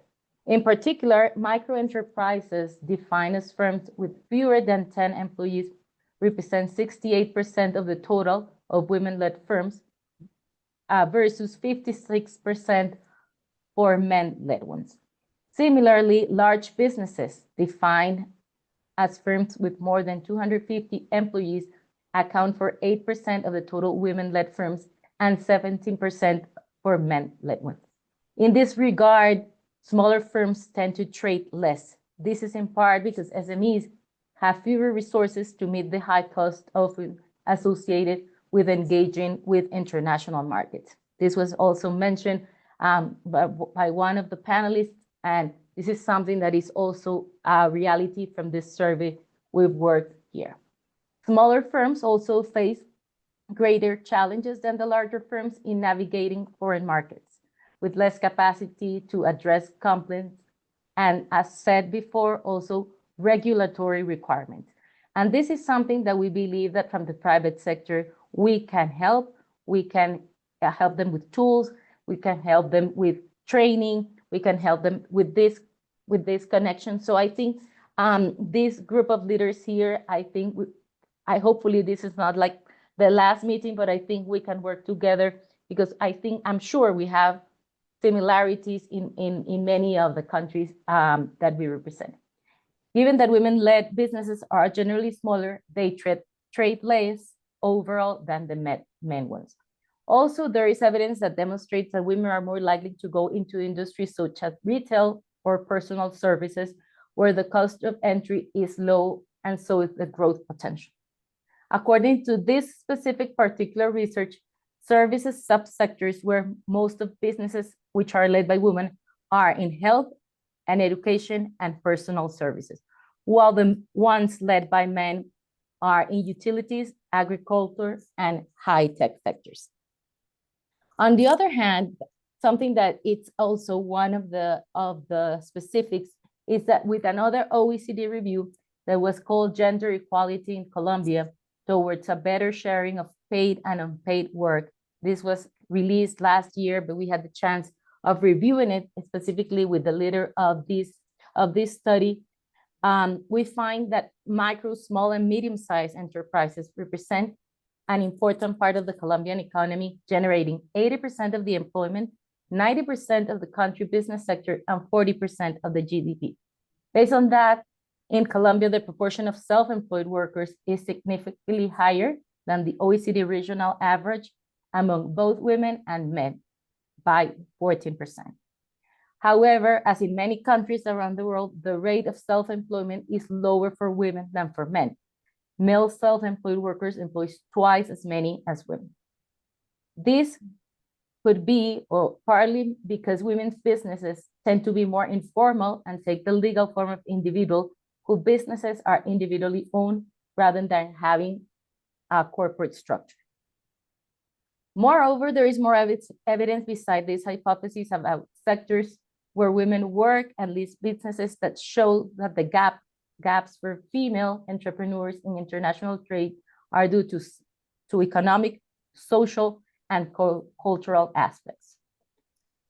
So we have identified two. The third one is access to finance. I think this has been said. I'm not going to give any more data, but that's something also that in the different research we have made, this is one of the barriers that is identified. A fourth, it's around networking opportunities. We find, and this has been said also by the UN organizations, female entrepreneurs may encounter barriers accessing the necessary networks and support systems due to factors such as gender discrimination or lack of representation in certain key industries. So this is not just something that happens in all the sectors, but in certain key industries. Next, to mention what are the opportunities of networking. So this is associated with the disproportionate amount of unpaid work, especially regarding unpaid care and domestic work. So this is also data that the ILO, but the Ministry of Labor here in Colombia have identified as one of the barriers. And we believe with the different research that we have been doing, this is also one of the barriers that women have in order to, and this is, we are talking here about international trade, but also in the domestic market, there are difficulties as well. Then the access to information and resources. And finally, gender bias and discrimination. This is something we have been following very closely, and how can we, close gaps regarding this specific issue. There have been a lot of initiatives that we have been working together under, for example, the Pacific Alliance countries. Maybe you've heard of, it's Chile, Peru, Mexico, and Colombia. And we started this year with a hackathon of SMEs, of women exporters of the Pacific Alliance. And we believe this type of exercise involving all the associations around this specific group, but we can do it and we can have it with more, was one of the opportunities, and the feedback from these leaders on specific things I think makes a difference that of why we need to do this type of exercises again. We are working specifically now, and this is just to mention some of the ones we have. It's called She Experts to Africa. It's an initiative of the national government in how to help them get access to the market. And we have like this building with the organizations also in Africa. So I think these public-private partnerships need to be put together in order to have more of these type of business trips to help them increase the trade.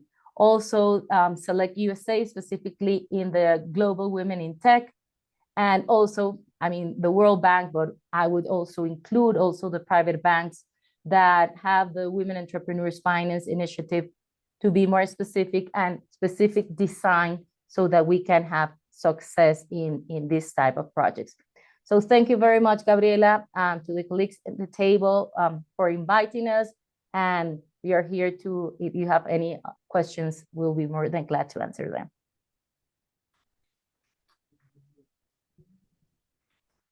Thank you so much, Paula, for your participation and insightful comments.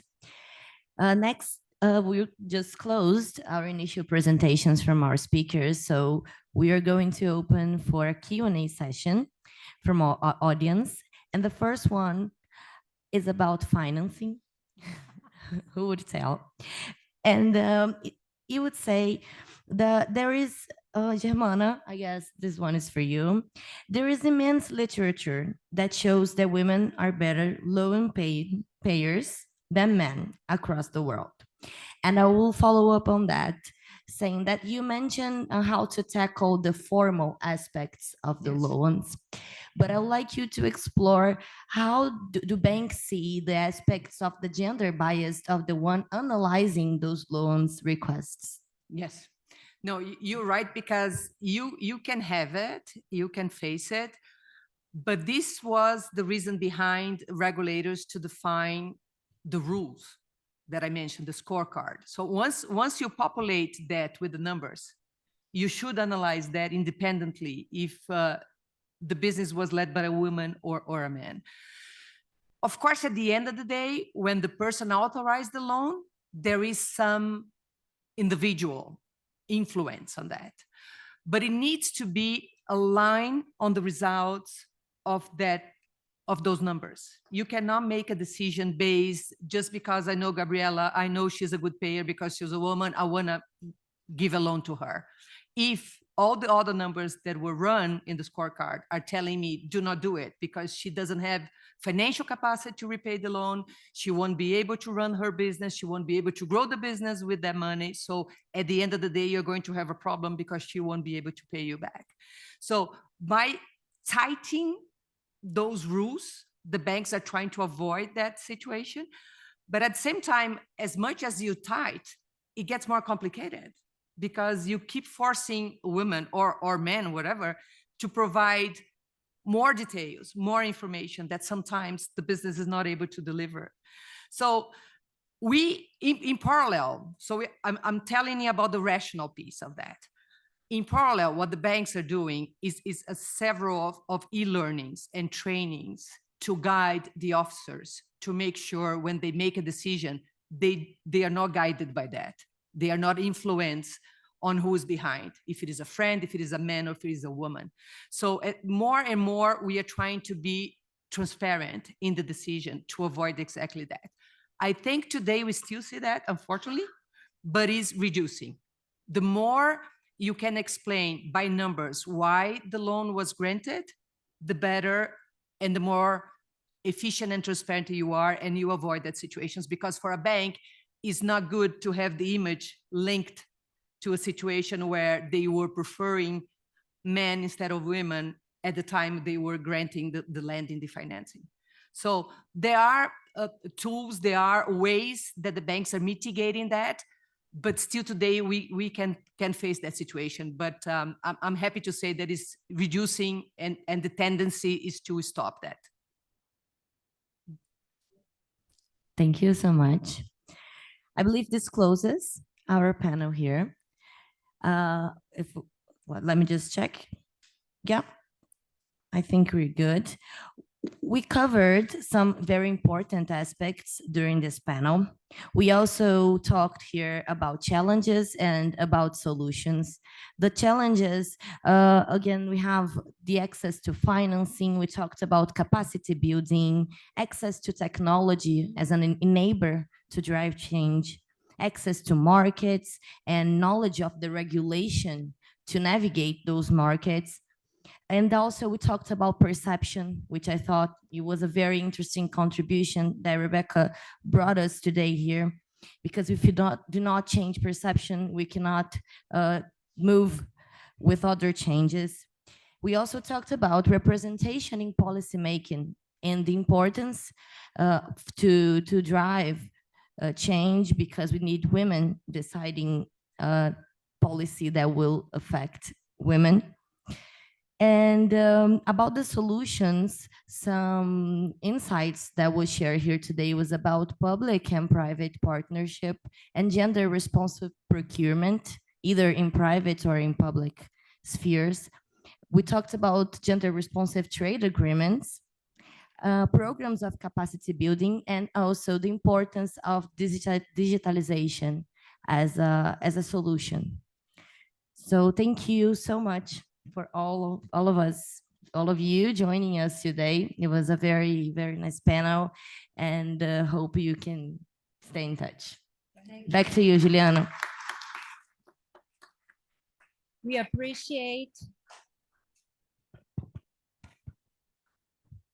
appreciate everyone's participation, and we request that you prepare for the official photograph in front of this table, please.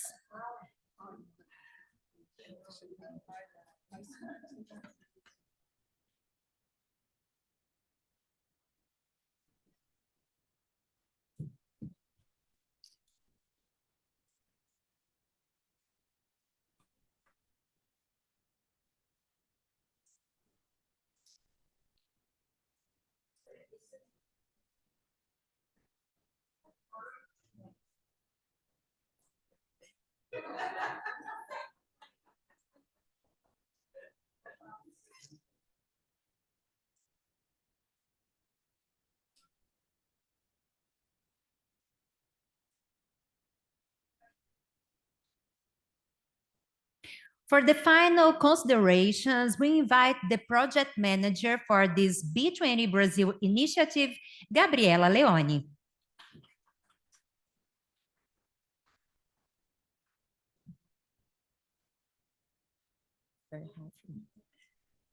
Thank you, everyone. I'll be very brief because you heard me a lot today already. But I would like to emphasize the importance of hearing female voices in policymaking. I think today was an example of it.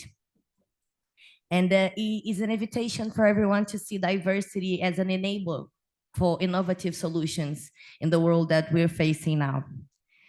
My sincere appreciation to all of our partners for this outstanding project, and the outstanding team who made this possible. Your dedication and hard work made this initiative possible. And I'd like to say that as we close our workshop, our project continues. Our survey will be launched this week, and we'll continue to delve into this topic to support G20 governments to build a more inclusive trade environment. So thank you everyone for joining us today. Safe travels for those who are departing, and until we meet again, let's keep the momentum going. Thank you.